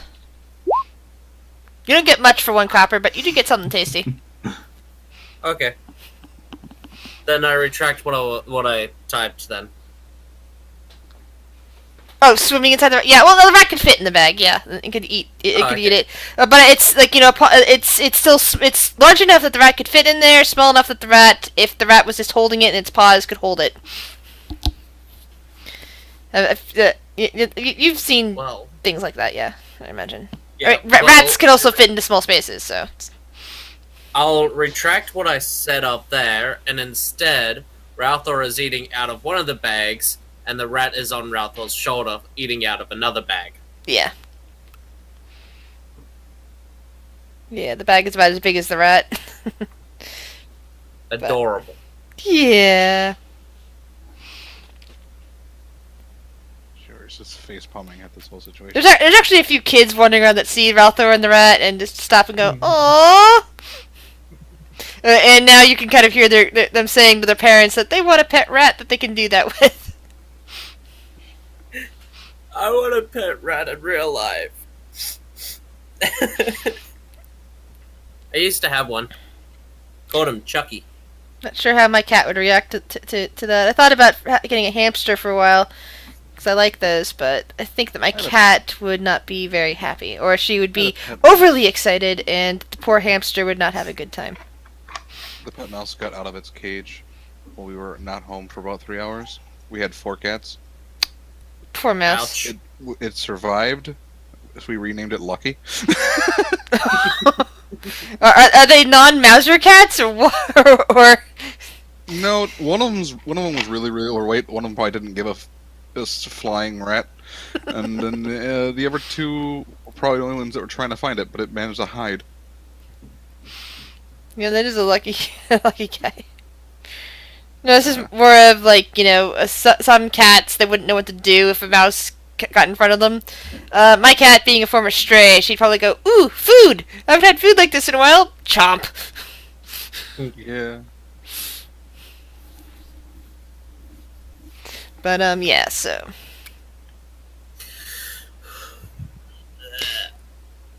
Phaedra, you're eating the mystery meats. Yeah. It tastes seems to be tasting all right. Yeah. She's just mound down, kind of looking at the weird Gamil show, chuckling. He's essentially trying to draw attention away from anyone else besides him. Well, you are gathering a crowd. Some people assume that you're with the show, and some of the circus performers are actually kind of staring over at you and like going, "Who's this guy? Did they hire somebody else when we weren't looking?" While she's over there, whenever she's like watching Gamil, Cinder will like go over to Shuri and like kind of fly up a little bit and like kind of nudge her in the shoulder. And Shuri's mind will kind of just fill with a emotion of like concern that Cinder is just impressing upon, just making sure she's okay. I'm fine. And I pet Cinder. You kind of like look over and like Phaedra kind of like looks up as you do that.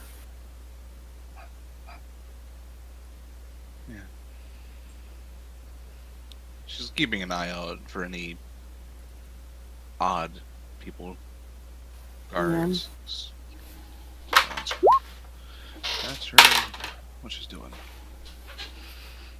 Yeah, there doesn't appear to be anyone particular that you would think of as a threat or, you know, guard in particular, other than the standard guards in this region who are just, making sure the circus is not going to turn into a, terrible incident or something like that. Yeah, for the most part, it looks like, you guys are just facing a crowd. That no one's paying you any particular mind. Yep. Except for, of course, for the people watching Galamill and the people watching Ralthor and his rat. But yeah, other than that, yeah, you guys are just blending in. Yeah, Gamel's basically just making them look less attentive, basically, is his goal. And more attention to him. So he's like a little bit away from them. Alright.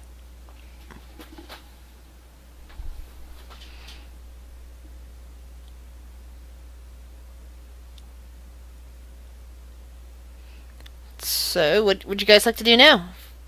Beasts, James, what are you guys doing? I guess we'll enjoy the show. Alright. So as to get closer to showtime, it's around 5, and the puppet stand has been set up. Some various interestingly crafted puppets are now for sale. There's also another small little tent off to the side that boasts tarot card readings. Do I recognize the old woman? No, there isn't an old woman this time. It's a rather young woman with a colorful headscarf, who is calling herself Madame Zelda. Oh, that was the missing link. Damn it, yeah.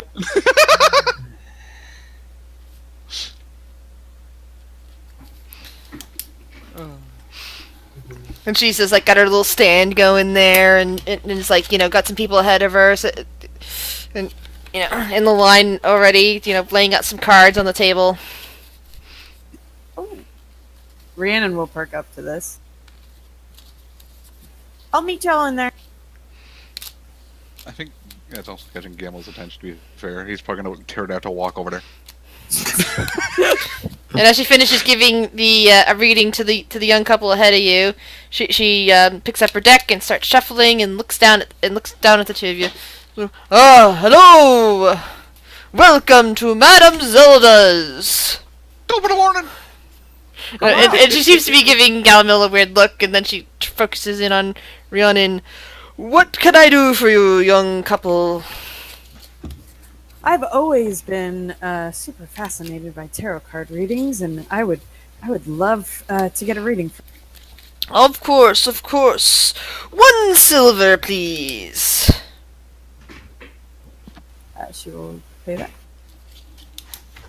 Alright. And she shuffles her deck, she cuts the cards, and begins laying them out. She, Now, tell me, how long have you two been together? What? Will is just behind you guys. I'm a frog! He's just laughing his ass off right now.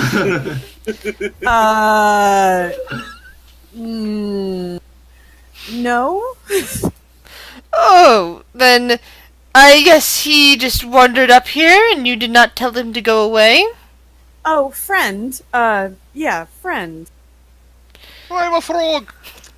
Is your friend, has your friend been touched? Perhaps by pixies? I've been touched by the moon. I'm sure he's been touched by many things, actually. He's up straight now. Well then, this will be for you, dear. If he wishes his own reading, we will take care of that after. And she flips over the first card, which shows the picture of the donjon, upside down. Oh, what? I believe you have recently gotten out of prison, yes? Rhiannon, looks over at Gamil, just kind of, side-eye.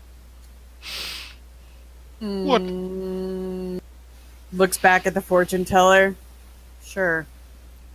Oh, yes, you had a terrible time there, but you were innocent, and you were promptly released after, and then she switches over the next card, and it shows the picture of the Dark Lord upside down.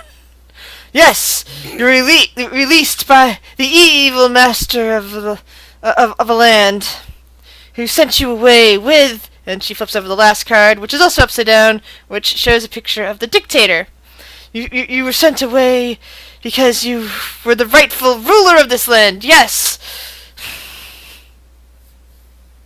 Yes. Gamel's head just turns slightly.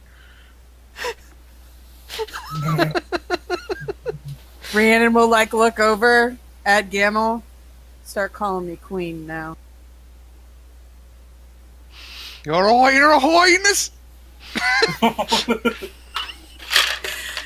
She'll look over to the Madam Zelda. Thank you, Madam Zelda. Gamil, you want a turn? Oh, this ought to be good. I put a silver down. Alrighty then, she pulls up the cards and starts shuffling them back into the deck. Leans on the thing. Wide-eyed. How long have you been touched, sir? Oh, I've been touched all my life. Oh. Have you been to see the fairies, have you? The fairies tell me the frogs can talk. And, it's one of those things that, when she says that, Galmil, you get this impression she has no idea you're an Eladrin from the Feywild, because you technically are what she's referring to. Yep. And she starts laying down 3 cards in front of her. Flips over the first one, and it shows the illusionist right side up. Ah, your life is an illusion. You are not who you pretend to be. And she flips over the next card, and it shows a picture of the merchant. You, sir, are a traveling salesman. You are not this bizarre clown I see before you. And she reaches over and turns over the last card, which is the upside-down shepherd, and says, "You lead people astray with your false claims and sales appeal." I sell real estate to frogs. It just turns and walks. And she gathers up. Free real estate for frogs. Thank you. Thank you. And she'll just kind of like pick up her stuff and like scuttle after the crazy real estate frog This salesman. looks too much fun to not do. Will is going to walk up. Oh, good. Hello, my good gnome. 1 silver, and I'll give you a reading. The Oh, first card was actually perfect, too. Yeah. here you go. Have a silver. Now tell me, what am I? You. Oh my God! It's the upside down druid card. It is the frigging druid card.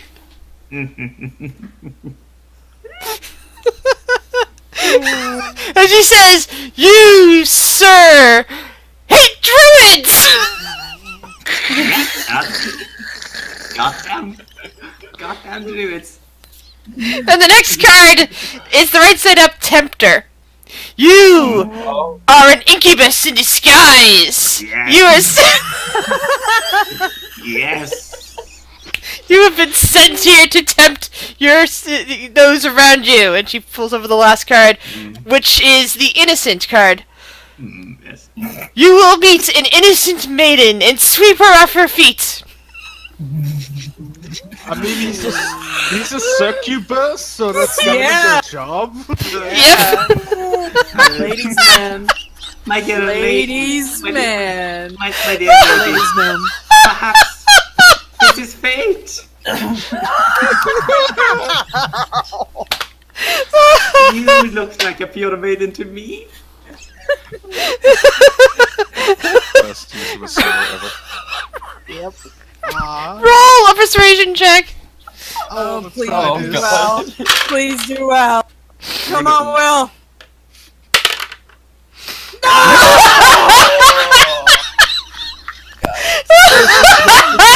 Oh no! That one and a nat. I know. That's like the third time in 24 hours. That happened twice yesterday. One person did that. That's So how is her response? She just grimaces at you and says, "Please, you really should get going." Oh, you don't understand, my lady. I am an incubus. She immediately packs up her cards and No, come back to me. I want to read it, damn it.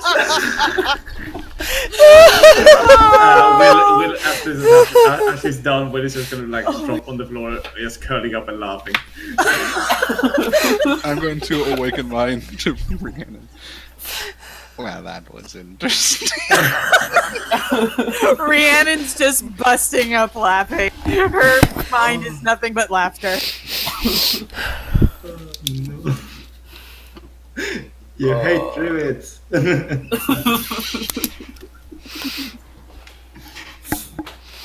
oh, that's amazing. Well done. I cannot believe I drew the druid card.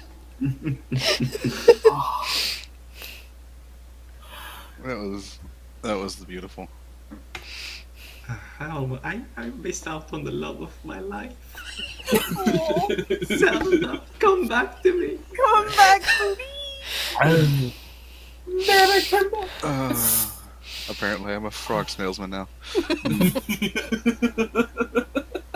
When were you not one? Nope, I now have another persona. Rhiannon's just for funsies gonna walk up to Will, and she's gonna do an Arcana check to make sure that he's not an incubus. No, what you see in front of you is definitely a laughing forest gnome. She just chuckles to herself. Just had to check. Oh, the crazy you would say, frog Your Highness. salesman who is also an Irish. Rhiannon Oh. will like do a low like curtsy back. Remember that. Then may have been a bit of a fraud or a madwoman, but it was still fun nonetheless. I love tarot readings. They're so ridiculous at times. They're fucking awesome. 1 copper for popcorn. Right. Yep, 1 copper for or a bag of popcorn. Ah, god damn it! I'm gonna. Who was next to me? Rhiannon, probably, because she was. I'm gonna pull myself up and like get real close to your face. Don't look. You're being watched. By who? Shifty looking person over there. I'm not fighting. Awakened Mind is still connected to Rhiannon. Yeah. Hey, Galmil. No, you're not. Tell Galmil. Tell Galmil. Gamma? There's somebody watching me. Who is it? I'm gonna do my pterodactyl walk, look around. And you kind of see over in the over towards the corner of a building, close enough to hear you guys talking, but far enough away that he has been slowly inching backwards, but he's still kind of watching Rhiannon.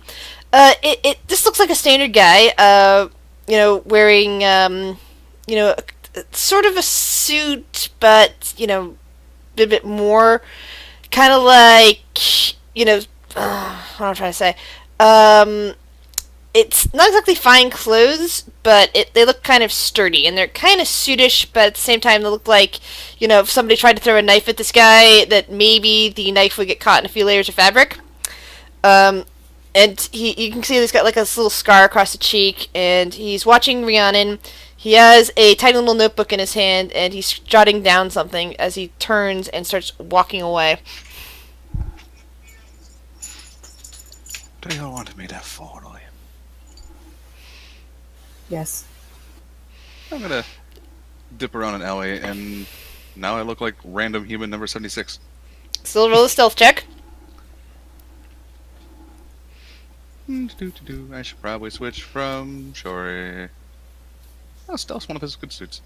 Nice. Alright. Yeah, so you start trailing him towards the north. If he continues on this trajectory, he'll eventually be arriving at the castle. I'm going. How far away from me is he? Probably about 100 feet.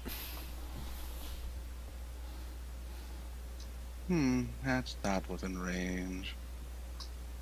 Don't think. Oh, that's 30 feet.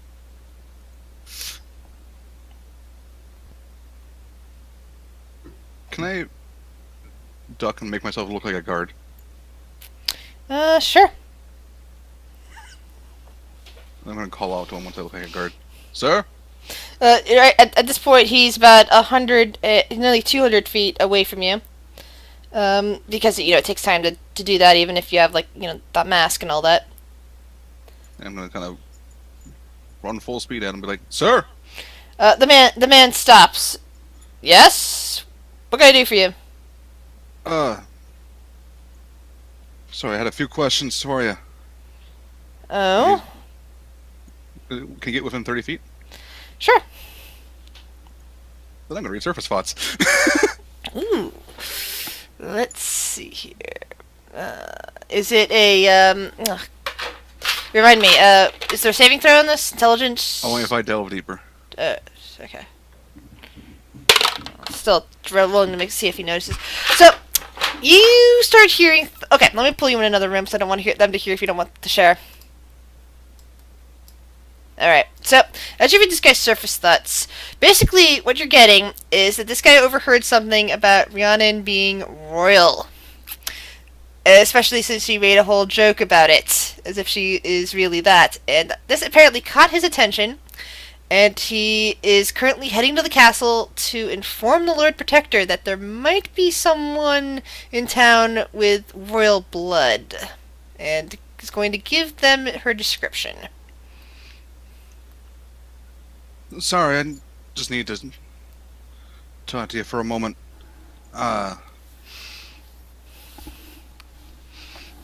You keep notes of everything you see, because we have a bit of a crisis on our hands. The man frowns, and he takes a step back. What are you talking about? Some potential royal. I just need to make sure there is one. I really don't know what you're talking about. At this point, he looks a bit nervous. The way that you're talking to him, he is quite concerned. Apparently, he was not expecting a guard to be saying something like that. If you're gonna tell the Royal Protector, I don't mind. I just try and get a bit of a promotion, you know. Well, I don't know what you think you know, but and he's kind of getting at a loss for words at this point, and he's instead turning and is darting off ahead and trying to lose himself in the crowd. I'm gonna keep on behind him. Roll perception check. Moving.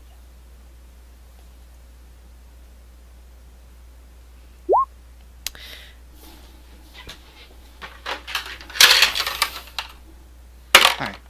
You lose sight of him before he gets gets too much further.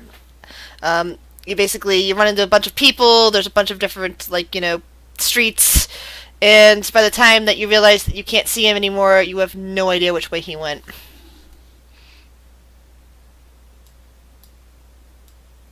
Welcome back.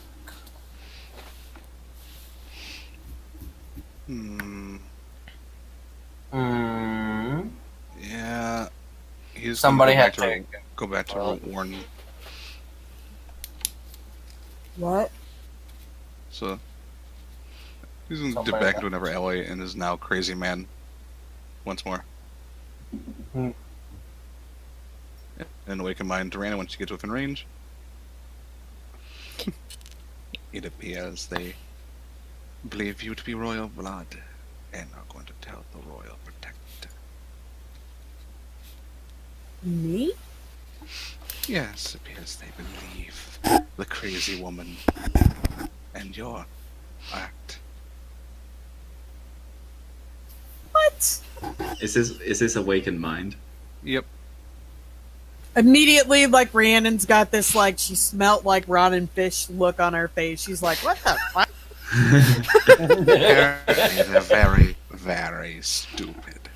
Wait, if you're royal, does that mean I am? Looks at Hans. If you're royal, that means I'm an incubus. No. Yes, but apparently they're all very, very stupid here. Oh my goodness. Holy crap, we can feed them misinformation. Quick, tell them I'm a giant. In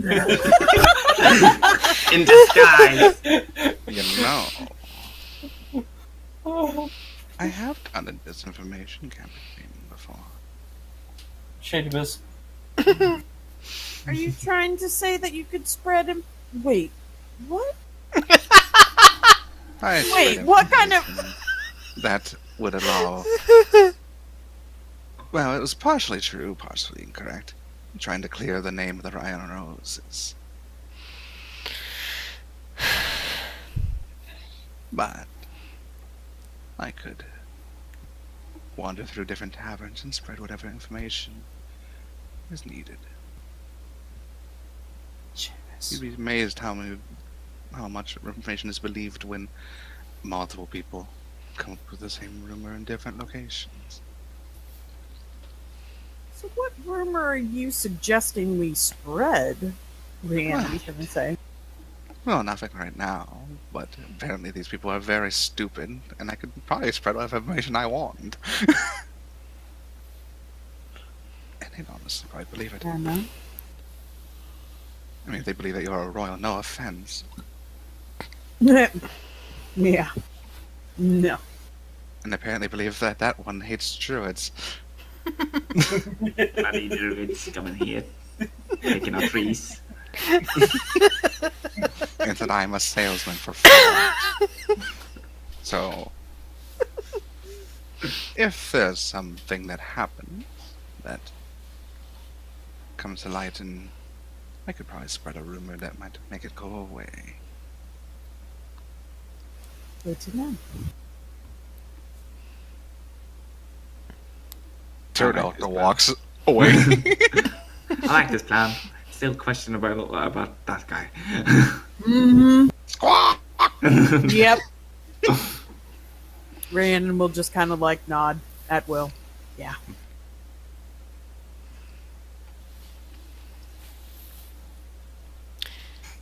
So it starts to get later, and the a few sounds come from the circus tent, basically alerting people that it's time for the show.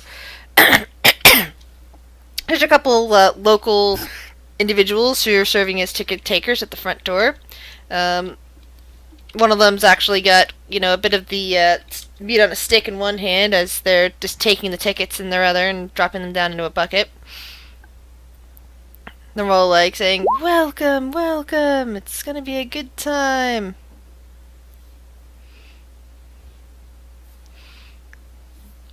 What do you guys want to do?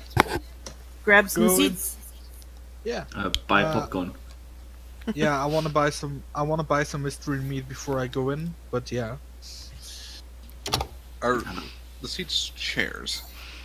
Well, they're kind of, bleacher type seats that have been brought in and, secured down and all that. I'm gonna stand in my seat, squatted down like a pterodactyl. And I'm gonna make sure I sit right next to Rhiannon. I'm gonna not be in my seat because if I were, I wouldn't see anything. I would just be Consider my behind everyone. shoulders. I'm just gonna be very close to. Nah, damn it! I'm not very stealthy. The only time I'm not. Peter will go sit next to Shuri and put Cinder on her lap. It's a 15. Rathel's gonna sit, and his rat is going to be sitting on top of his head. Nice. So eventually, the dwarf promoter, Fundelmorph Stoneheart, comes out in the center of the ring. It's if you're in real life, this would be looking like a rather small circus area, but given the dimensions of Neverwinter, it's in the fact that this is in the river district. It's pretty nice. It's got one main ring attraction in the front, in the middle there, and the various places up ahead, and she basically booms her voice out with some kind of spell, probably what is it? Thaumaturgy? Yeah. So she uses thaumaturgy and says, "Welcome, welcome, one and all, to the Stoneheart Family Circus. Tonight you'll be seeing various feats. You'll be seeing a Kenku perform a fire eating feat for you, and you'll see a Goliath juggling jugglers." And you'll be seeing the band playing, and she just goes on with a few other things here and there. And then she kind of takes a bow and immediately gestures off the stage, and suddenly there is a Kenku with black raven feathers stepping on there with several lit torches, and he begins going through a routine of fire eating.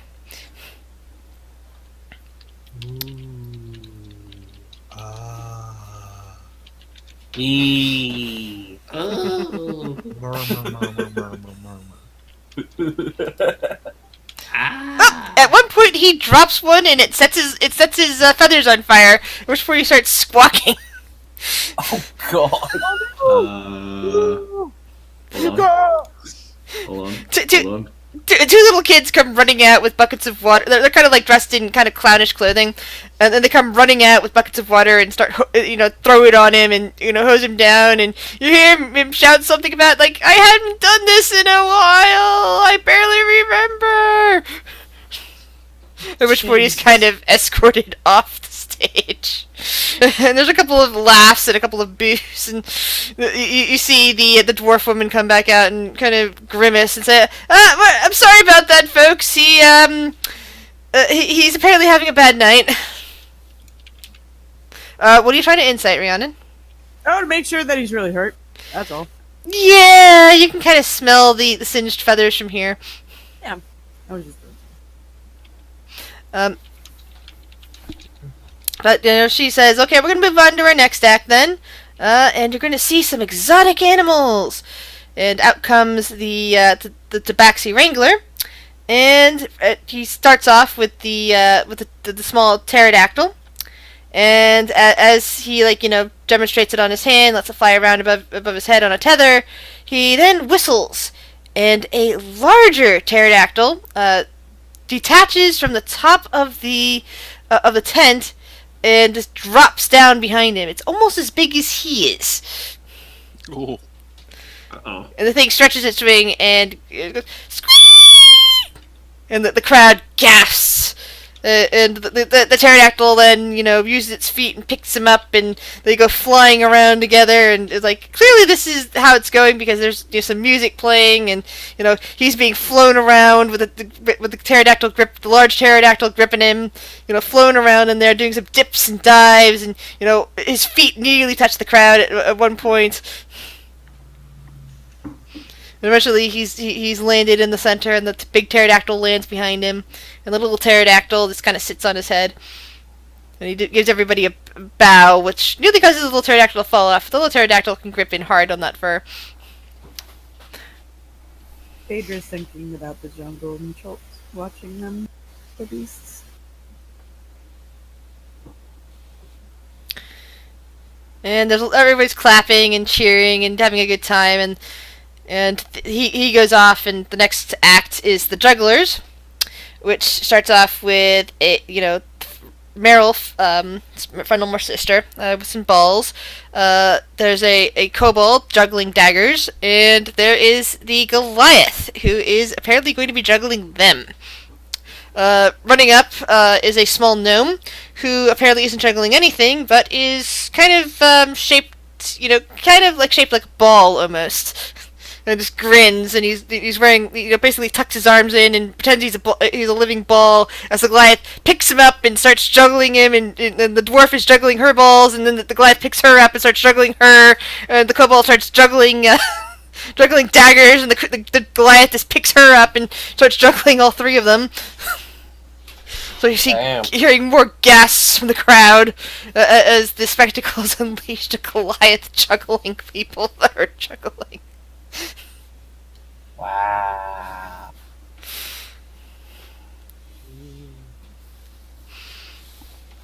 Amazing. And after a few juggling repetitions, the kobold lands on the Goliath's head, which apparently is part of the act because the kobold continues to juggle, and the other two land on the Goliath's strong hands and continue their act, and the Goliath starts walking around with them, still perched precariously on top of him, as two of them juggle, and the third, the one that was shaped like a cannonball, the little gnome, disengages from that and starts to dance on the Goliath's hand. Much to the surprise of the crowd. Woo! We need a kobold that can juggle. We can teach our kobolds to juggle. Might make me like them a bit more. Aww, kobolds are nice.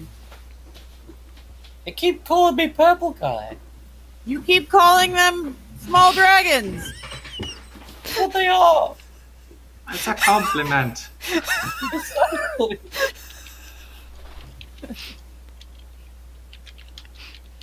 So after a while, that act finishes, and everybody stands up and starts clapping at that, and then sits back down.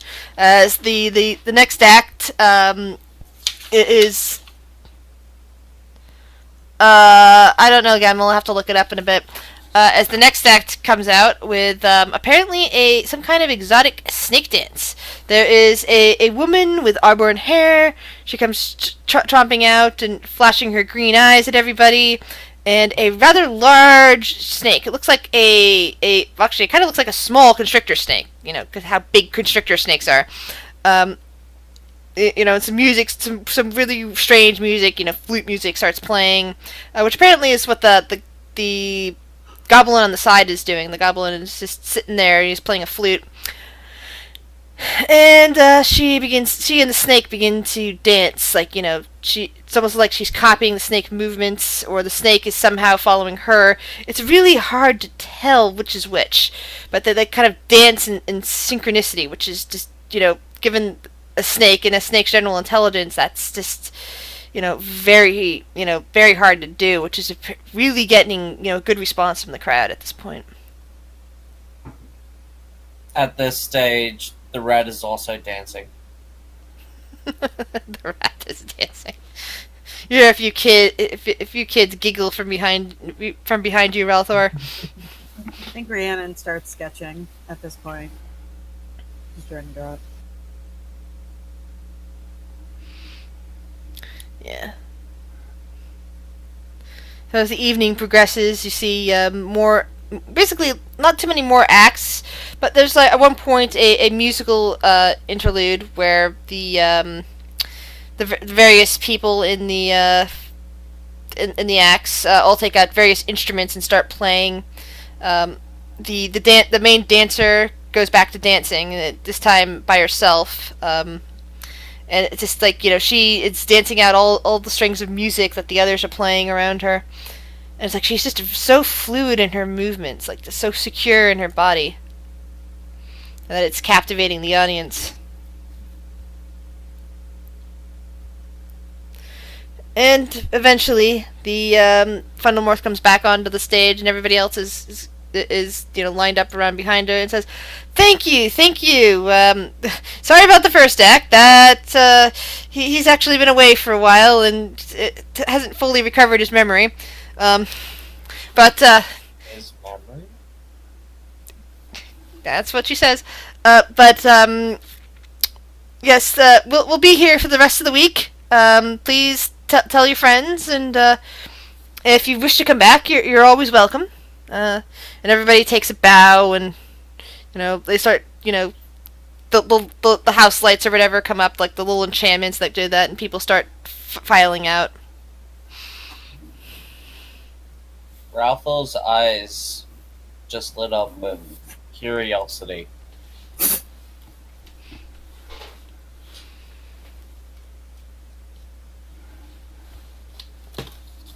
What would you guys like to do?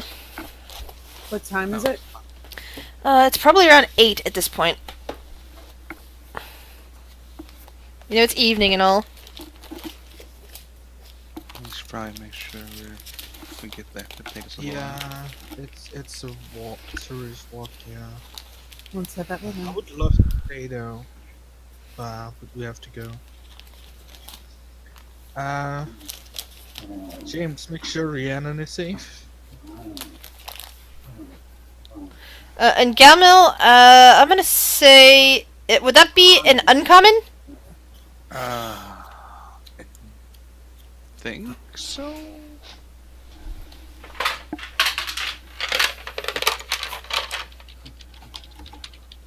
I don't have my book. Yeah, that's fine. Right now. So that would cost you about 140 gold. At least in the one shop that you can find. Okay.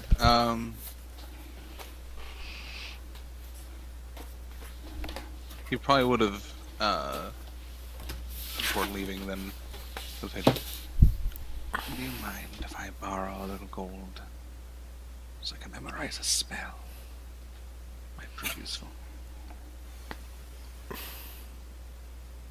Sure. How much do you need? 100. 140. He has a 140. He just needs 100 to memorize it.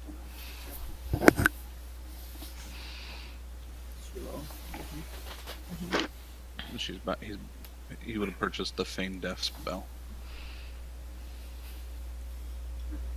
It'll take him 4 hours to memorize it.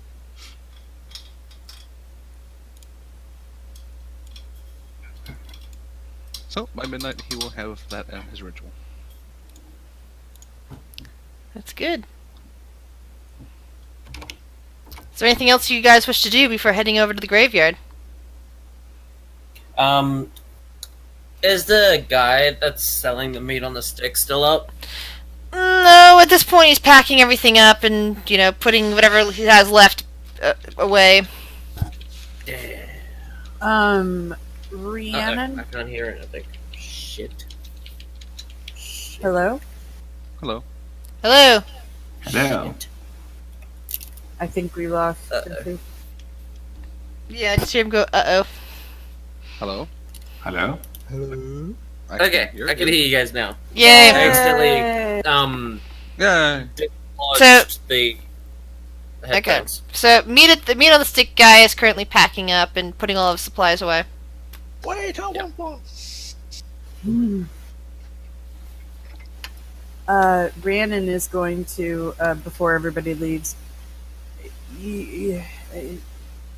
Renala, you said that it wasn't that he knew, and it wasn't.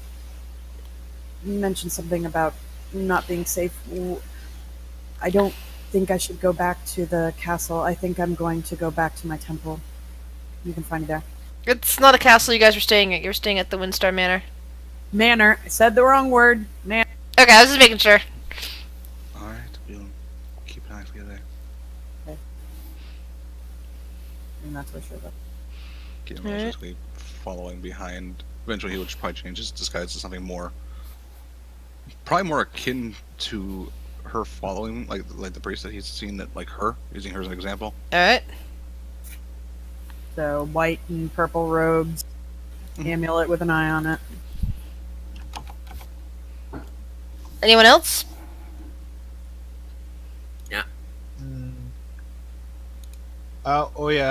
James is going along with them as well to make sure nothing happens to Rhiannon. Makes sense.